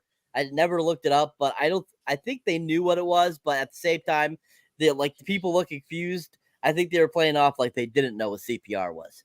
So I'm going to say that it was later on that we learned about CPR. And he's like, I know CPR. And he's patting him down and finds the magazine and gets it. And Biff comes to again a little bit. He's like, hey, you, and he punches him again and ends up running away. And the one guy that was kind of witness, he's like, I think he stole his wallet. And he makes his way up to there, to his way. Of course, we go into the under the sea dance again, and he's in there trying to hide under tables and stuff like that. And of course, Biff's goons are following him. And they end up getting in there, and he hides under a table, and he notices that he's up on the stage singing Johnny Be Good. And he's like, how did he get up there so fast? And basically they decide they're going to go up there and stop him up there by throwing some bean bags on him, the big bag things that help pull up the curtain. And so all of a sudden, Doc and Marty are talking on the radio, and he's like, they're going to jump me. He's like, they get out of there. He's like, no, I'm talking about the one that was up on stage doing Johnny Be Good that has to go back to 1985. He's like, do something. So then he ends up getting up and going over there and stopping the plot from getting him on the stage that's singing Johnny Be Good. And he knocks them out with the beanbag things, and before they could do that to him. And so then he starts to make his way up to the roof, and he counters Biff again. And after the other Marty hits him in the face with a door, he falls down, and Biff notices that the almanac's in his jacket. He's like, you stole this from me? He's like, and he kicks him a couple times, and then Marty ends up running back up onto the roof to where Doc is and saying, Biff got me. He's like, he got the almanac. He's like, which way did he go? That way. And so they end up flying the DeLorean and over and try to follow Biff. They end up following him over. And he's basically driving home. He's kind of beat up a little bit after being punched in the face by George. and they're driving and they're hovering above him, trying to get down, and slowly Doc lowers him down with some net wiring, and he gets on the hoverboard, and he ends up getting out and trying to glide over to the car to be able to get the almanac. And so he's trying to do that, and then Biff becomes aware that he's there, and they start to fight. And so eventually, as they're fighting and stuff like that, they get to this tunnel, and basically Marty's able to jump over with the hoverboard and grab the almanac and starts trying to make his way through the tunnel. And Biff on the other end swerves around and starts, pumping up his big ass car, and about to go after him. And so as Marty starts to make his way, he starts to chase. And as they're doing that, they're charging, and he's about at the very end of the thing. You think that Biff's gonna hit him, and all of a sudden he grabs the thing that Doc drops down from the DeLorean flying, and he gets lifted up. And we see him, and he's floating over. They get over to a patch, and while they're doing that, Biff ends up running into another manure truck. He's like, I hate manure. And basically they go over to this one spot. Marty comes down. He takes the almanac, puts it in this bucket, burns it with some matches he got from Biff's place and the 1985 they went to. As they burn the almanac, all the things start to change. The matches change from Biff to auto place or auto detailing. The story turns back to George going from dying to getting awarded an award. Same thing for Doc. His thing goes from being in an insane asylum to him getting an award as well. And they're like, job done. Let's get back to 1985. They're kind of celebrating, and all of a sudden, Doc gets struck by lightning, and the DeLorean disappears.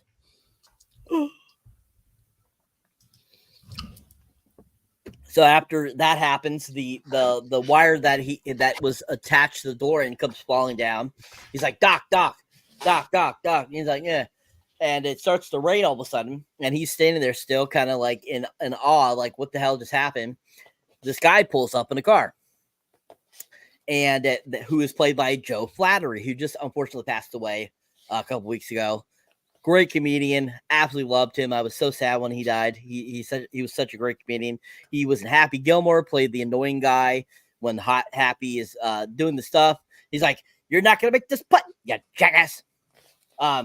He just unfortunately that, but he plays this Western Union guy, and he's like Marty McFly. He's like, yeah. He's like, I have something for you, and pulls out this envelope thing. He's like, we've had this in our possession for blah blah 70 plus years or whatever, or 80 plus years or whatever. And he's like 80 years.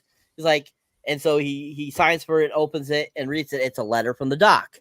And he's like, I've been happily living in 1885. It was 70, exactly. It was 70 years. Yeah, 70 years. 1885. Like, holy shit. He's like, he's alive. The Doc's alive. He's in 1885. And so basically he ends up running back to where the younger Doc is sending the recent Marty McFly back to 1985. And as he just disappears and comes back, and Doc's like, yeah. And so kind of walking around, all of a sudden he comes running around the bend of the corner, and he's like, Doc. He's like, oh. He's like, Doc. He's like, I just sent you back to pictures. Like, I'm back for the future, Doc. And he faints, and that's how the movie ends. All right, guys. So what did you feel? What did you like? What did you hate? What did you enjoy? What were your thoughts on the conclusion of this film, or the third act, I should say? Lots of good tidbits. Your thoughts and all that kind of good stuff on this last section of the film. Starting with you, TrueKnowledge.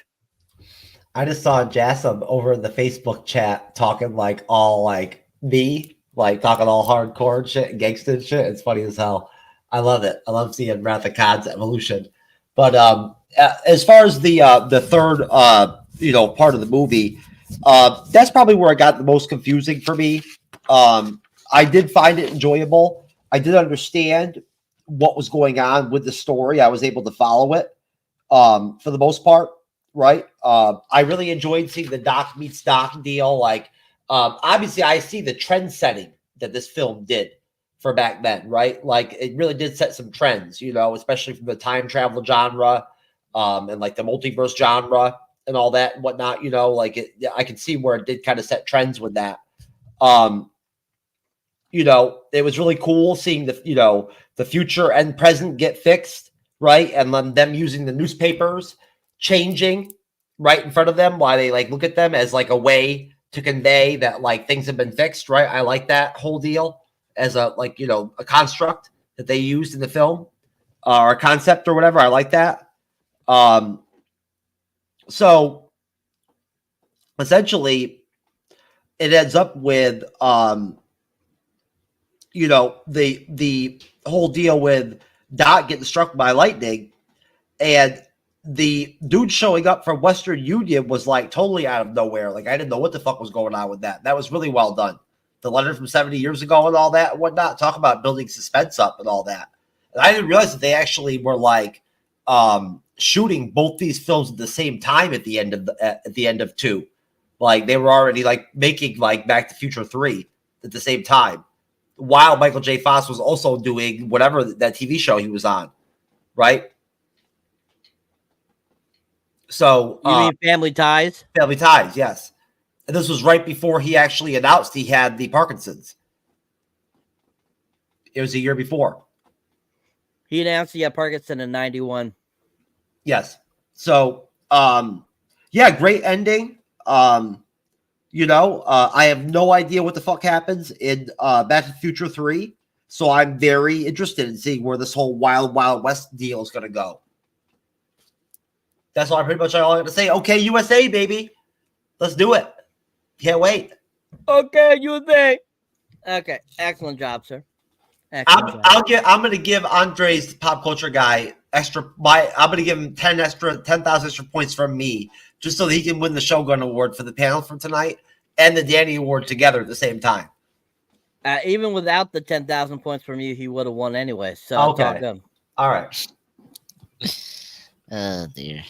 All right, Andres, your thoughts on the third portion of this film, sir? Yeah. So the third act. There's your Danny. There's your Danny, sir. Oh, fuck you. Anyway, Danny Ward. Oh my god. Anyway, don't you fucking put that picture ever again. Fuck you. Anyway. You really don't like that Chloe Zhao picture, do you? No, it traumatized me. Anyway, yeah, I know. I hate Internals. I hate her. And just please don't. Yeah, Eternals may be one of those films that I might never ever watch again. Oh my god. Had potential. Anyway, so the third act, I mean, let me say this. I mean, the third act is still fun. I have no problem with it. I kind of wish we went with a different time period.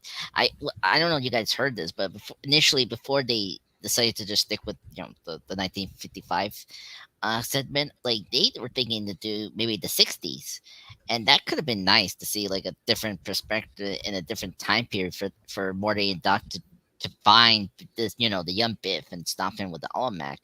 Because I just felt like going back to like the segment of the finale of your first movie, this kind of screams that like I get you're not trying to offend the fans, but like the fact that the two like the two acts are so completely different, so original, it's like I really dug that. When we got to the 1955, I get really like, come on, why I need to see again Johnny Be Good and all that. It's like it's kind of like I've really seen that before. It's like I in a different angle they're doing, which is very impressive. I am not gonna dog on that. Like it's very impressive to see like the two Martys. I mean the two Docs. That was really great. Very impressive that they nailed that fact, and it looks very seamless. But besides that, we haven't brought up this. The actor that played Biff, what his name? I'm hold on, let me put his name. Because he is Thomas amazing. F. Wilson. Thomas Wilson, yeah, he is the best part about the trilogy. He is awesome. The fact that you see him play old Biff, I guess Griff, in the future, and Trump Biff, and then you see him again as young Biff from 1955. It's so impressive how you place these multiple these multiple versions of Biff, or a relative of Biff. He's so awesome. I mean, when we see him, in the 1955 out of his grandma's house, and he teased those kids. It's funny to say reading this up when he teased those kids, like, give us the bowl. It's like, you want this bowl? And he throws it, and then it's like, now go get it. And he just laughs so maniacally as a villain. I was like, and I love that like gag of Marty's like, no, I actually found him. I'm in the right house. That was always cracked me up. Yeah, and and here in this third act, you get this like this cat and mouse of trying to find the Olamac. That's what the mission is about, and it was really cool to see old Biff and seeing how he convinces younger self to like take the Olamac and try to build his fortunes. So that was really cool to see, and even that effect, it's really neat to see these two versions of Biff together, right? And speaking of shot back to back, yeah, it's very impressive. They were showing this back to back, and there were, if you pay attention to this film, they were teasing you with the third part, like was it Doc say that he kind of wished before he had time, before destroying the time machine, he wanted to see the Old West, and then you get a couple of those like hints of that, and then obviously get into this third, the end act, after they, get everything fixed, and he gets zapped by the thunder, and then he goes back from 75 years to 1885. So that was really great, and great ending. I just love when 1955 Doc sees his other Marty, and then he's like, great Scott, and it falls down, and it's like, oh my god, great end. And I kind of wish they didn't give us the teaser for part 3. I always felt like that was such a mistake. Like, come on, like Empire Strikes Back didn't give you a teaser of Return of the Jedi, so like I think you could have been patient, seeing the third part. So I don't understand why Universal like pulled that like teaser. I get they didn't want to upset the audience after a very a downbeat ending. Like the ending is kind of not dark, but like it's not like optimistic like the first film. Well, think of it like this. Think about it this way, Andres. Both of these films were technically considered one whole film, even though they split them up into 2 parts. That's why they did that, because they were filming these both coincidentally. So they actually were filming part 3 while they were filming part 2 as well. So they already had footage already shot, and that's why they showed that, to show that people like, oh, we are going to conclude this. This is, want to give you that insight. And at the same time, going back to one of your other, you were saying how, why didn't they go to another time period? The reason they went back to 1955 is because that had a significant point in Biff's life that caused him to go back to that point. If they hadn't done that, maybe they just said, oh, Biff went back somewhere, then they could have done that. But because that particular day and he had the maneuver happen, that's why he went back to it. So that's why they chose to stick with 1955. Yeah. So yeah, no. I understand that. This rewatch, I did heard that part when old Biff say, well, I think Doc brought up that, the reason he go there was because of the specific moment that affected him. That made a lot of sense this time around when I rewatched that, because I always thought, why, like from my repeated viewing of this movie, I was like, why 1955? And it's like, and this rewatch, for the live stream review is like, okay, that makes a lot of sense. No, I that part I understood, and also understood, the teaser, as you say before, Cyber, it's a 2-parter. I mean, people had to be aware of they were shooting this back to back. I mean, so it's not all the big deal. It's just kind of like, I feel like you could like just leave us that moment of like, because you just confirm it to be concluded. That's it. You don't need a teaser. That's my nitpick. But overall, great third act, very fun. It's not, I think it's the weakest of the trilogy in terms of endings because like part 1 and part 3 had really great endings. This for me kind of is a little weak, but it's not like bad. It's really still fun, great moments. I mean, I always love the funny bit when Marty finds the the automatic, but it's the ooh la la, and he repeats it twice, like ooh la la, ooh la la. He's like having a heart attack. It's like, damn it, I didn't find the automatic. But yeah, so really great, and I can't believe. Did you say that's the guy that say you stole my wallet is from Happy Gilmore, the one that's teasing? No, oh, who was that? Because I was Western Union guy. okay. Yeah. Oh, that's very sad to hear. I love Happy Gilmore. That scene when he teases him and then gets punched with the game hose is funny. But yeah, overall, not a spectacular ending, but it's still fun to watch. Excellent. Thank you. All right, ratings, guys. Jeff, what would you give it? 1 out of 10. I'm going to give it with a disclaimer that I'm going to skew my rating a little bit on the high side because of its cultural relevance for its time, and it being one of Michael J. Fox's last like really big films when he was like peak Michael J. Fox. So I'll give it a 8.75 out of 10. Okay, Andres. Oh boy, tough one. I love this movie as a kid. It's one of my personal favorites. I'll give it a 9 out of 10. It's my favorite. I love it. Is it the best? Is it the best? No, it doesn't outdo the first film. The first film is still a classic, but for me, I think it's a stronger film. Great facts, great story with the two characters. I appreciate we got more Doc Brown and Marty together as a duo. I mean, we did get that in Back to the Future, but that was like 1955 version of Marty. Here it was like the OG Doc from 1985, and I really appreciate that. And we get more stuff with Doc Brown in the third part, which is really great, which we'll get to later the next couple weeks. So yeah, 9 out of 10. Love it. All right, I give it a solid 10 because, like I said, it's my favorite of the trilogy. And I just think it was spectacular. I think it's absolutely fun. I like how it ends. Leaves you on a cliffhanger, even though they give you that little bit of a teaser, which I think they only show you a brief amount in that teaser that it doesn't really show much. So gives you a taste of what's happening. So I think that was clever, great marketing by Universal at the time.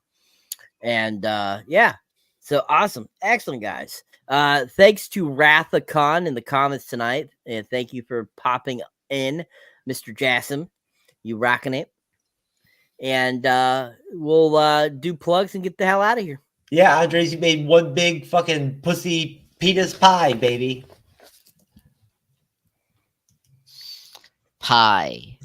You don't understand what pie means? Pie. Yeah, I know what pie is, bruh. You know what Diddy Juice is? I'm about that life. Ask P. Diddy. I just came from his house, even though I'm feeling funny after drinking P. Diddy juice. Wait, what the fuck? What's happening here? You gotta watch out for that Diddy Juice, motherfucker. Light you up. No, I take Coca-Cola, not Penny Dipper juice. Whatever that I was thinking. Diddy Juice, baby. Oh my god. Anyway, hello everyone. This is Pop Culture Guy. This is my channel. I kind of grow a little bit. 948 subscribers. That's good. I just recently posted my Godzilla 10th anniversary. You're gonna hit 1,000 this year, bro. Yeah, hopefully in the next 2 weeks. Come on, please help me reach that mark very soon. This Sunday, me and Jeff are gonna do a live stream review. X-Men Days of Future Past. Yes, I just got it up there for you guys to see, and yeah, so I'm very excited. Thank you, everyone. That thumbnail's looking handsome. Thank you. So thank you everyone for joining us for the Back to the Future Part 2 live review. It's been awesome. Great to see you guys again. And yeah, come on, Friday, Fallout, episode 7. It's gotta be a lot of drinking. Fallout, episode 7, that's right. Drinking, we need people on the damn show. I'm in the chat right now, trying to hustle motherfuckers up, trying to get them signed up for the show.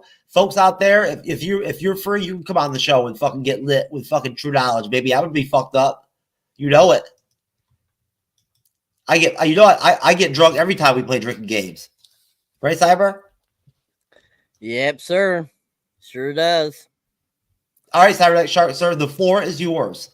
All right, folks. If you have enjoyed me as a moderator on here or have seen me in another live podcast on either as moderator or on the panel, definitely check out my solo content.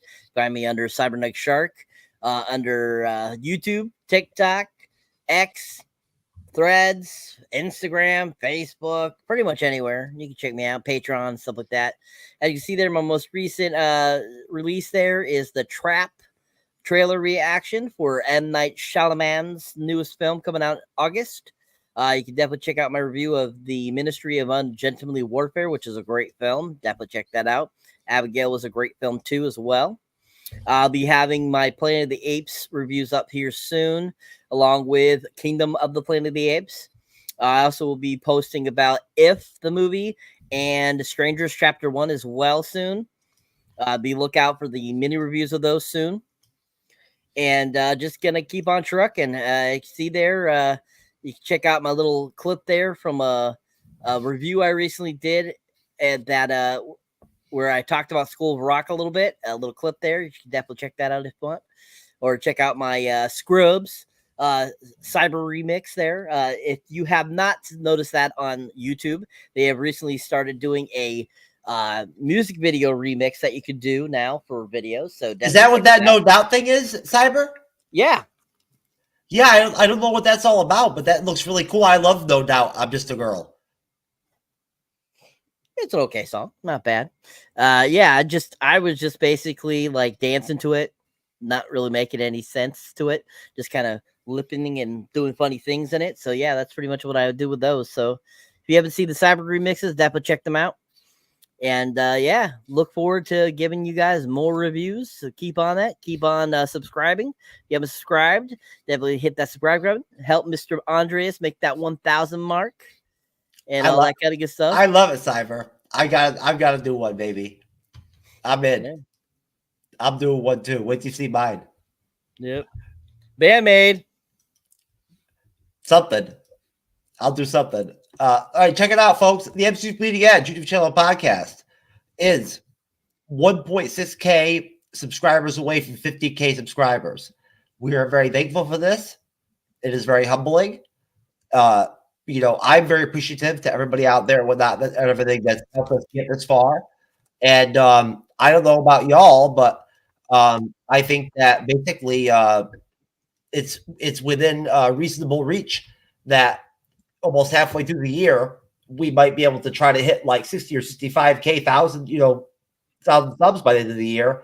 Maybe hit 100,000K by this year. Get that fucking plaque. That would be nice. We appreciate that. But Cyberneticshark, sir, thank you so much for your moderating tonight. Others pop culture guy, sir, hats off to you for winning the Shogun Award on the panel and getting the highest points. Even in defeat, I am honorable and humbled, and all that. When I'll bounce back on Fallout, right? On episode Fallout for 7, I'll bounce back and I'll kill it on the panel. I'm just putting a prediction out now. I'm gonna crush it on the panel on episode 7. I'm gonna be destroying it. I am on the panel on Fallout on episode 7, aren't I? Duh. Okay. Thank you, Cyber. So I will be killing it, drunk or not. Drunk, definitely. I'll be drunk, yes. Oh, you know what? So Jermaine is doing our drinking game shit over at his channel. Is that he has his guests pick their own words when he comes in. They pick their own words and then they play like that. But they copied our drinking game. That motherfucker. You believe that shit? We got to get this shit copyrighted. He'll be on the show. He'll be back on for Fallout. I'm gonna give him shit.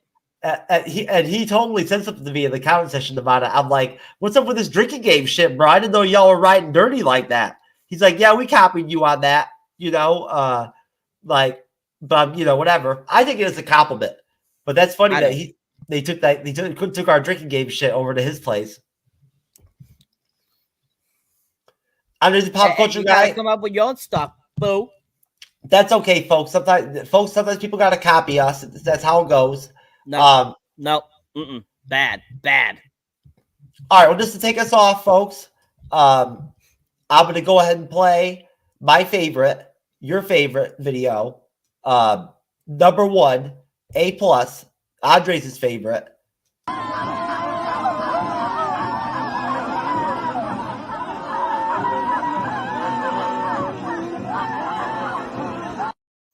That's right.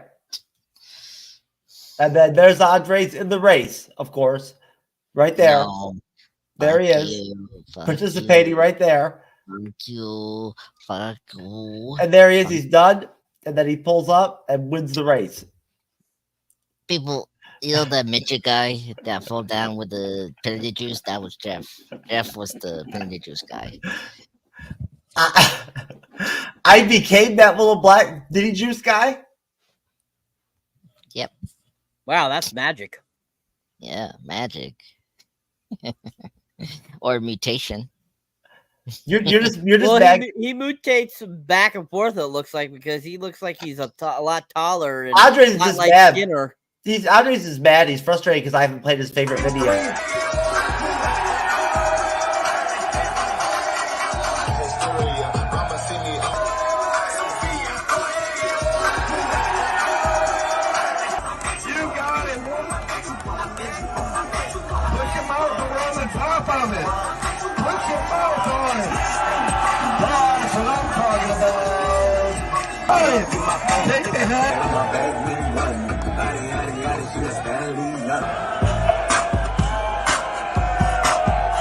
That guy got some ass too. Andre's favorite video, baby. It's okay, Andres. You can admit it. No, fuck you. You know your night would not have been. Close us out, Jeff. Okay, sir. We love you, folks. God bless you. Have a great rest of your week, and we'll see you on Friday for Fallout episode 7. And on Saturday night at 8 p.m. Eastern, 5 p.m. Pacific, I'm going live with Jared Glassford and Imran from Jock and Nerd, and we're doing our second part of our Shogun recap show. Gonna be fire, bitch. Come check us out. What up? X-Men 97 episode 10. That's money with me and Andres, Time Cop, Dark Lord, fucking whatever. Time Lord. We're doing that shit. Lord. Let's do it. Let's get it. Hey, yo, Jay, can we get some ratchet one time? Look, I don't want to talk. How you try and press the kid and read it, you was soft. All you know is capping, homie, you don't know the law. Pedal to the metal, you ain't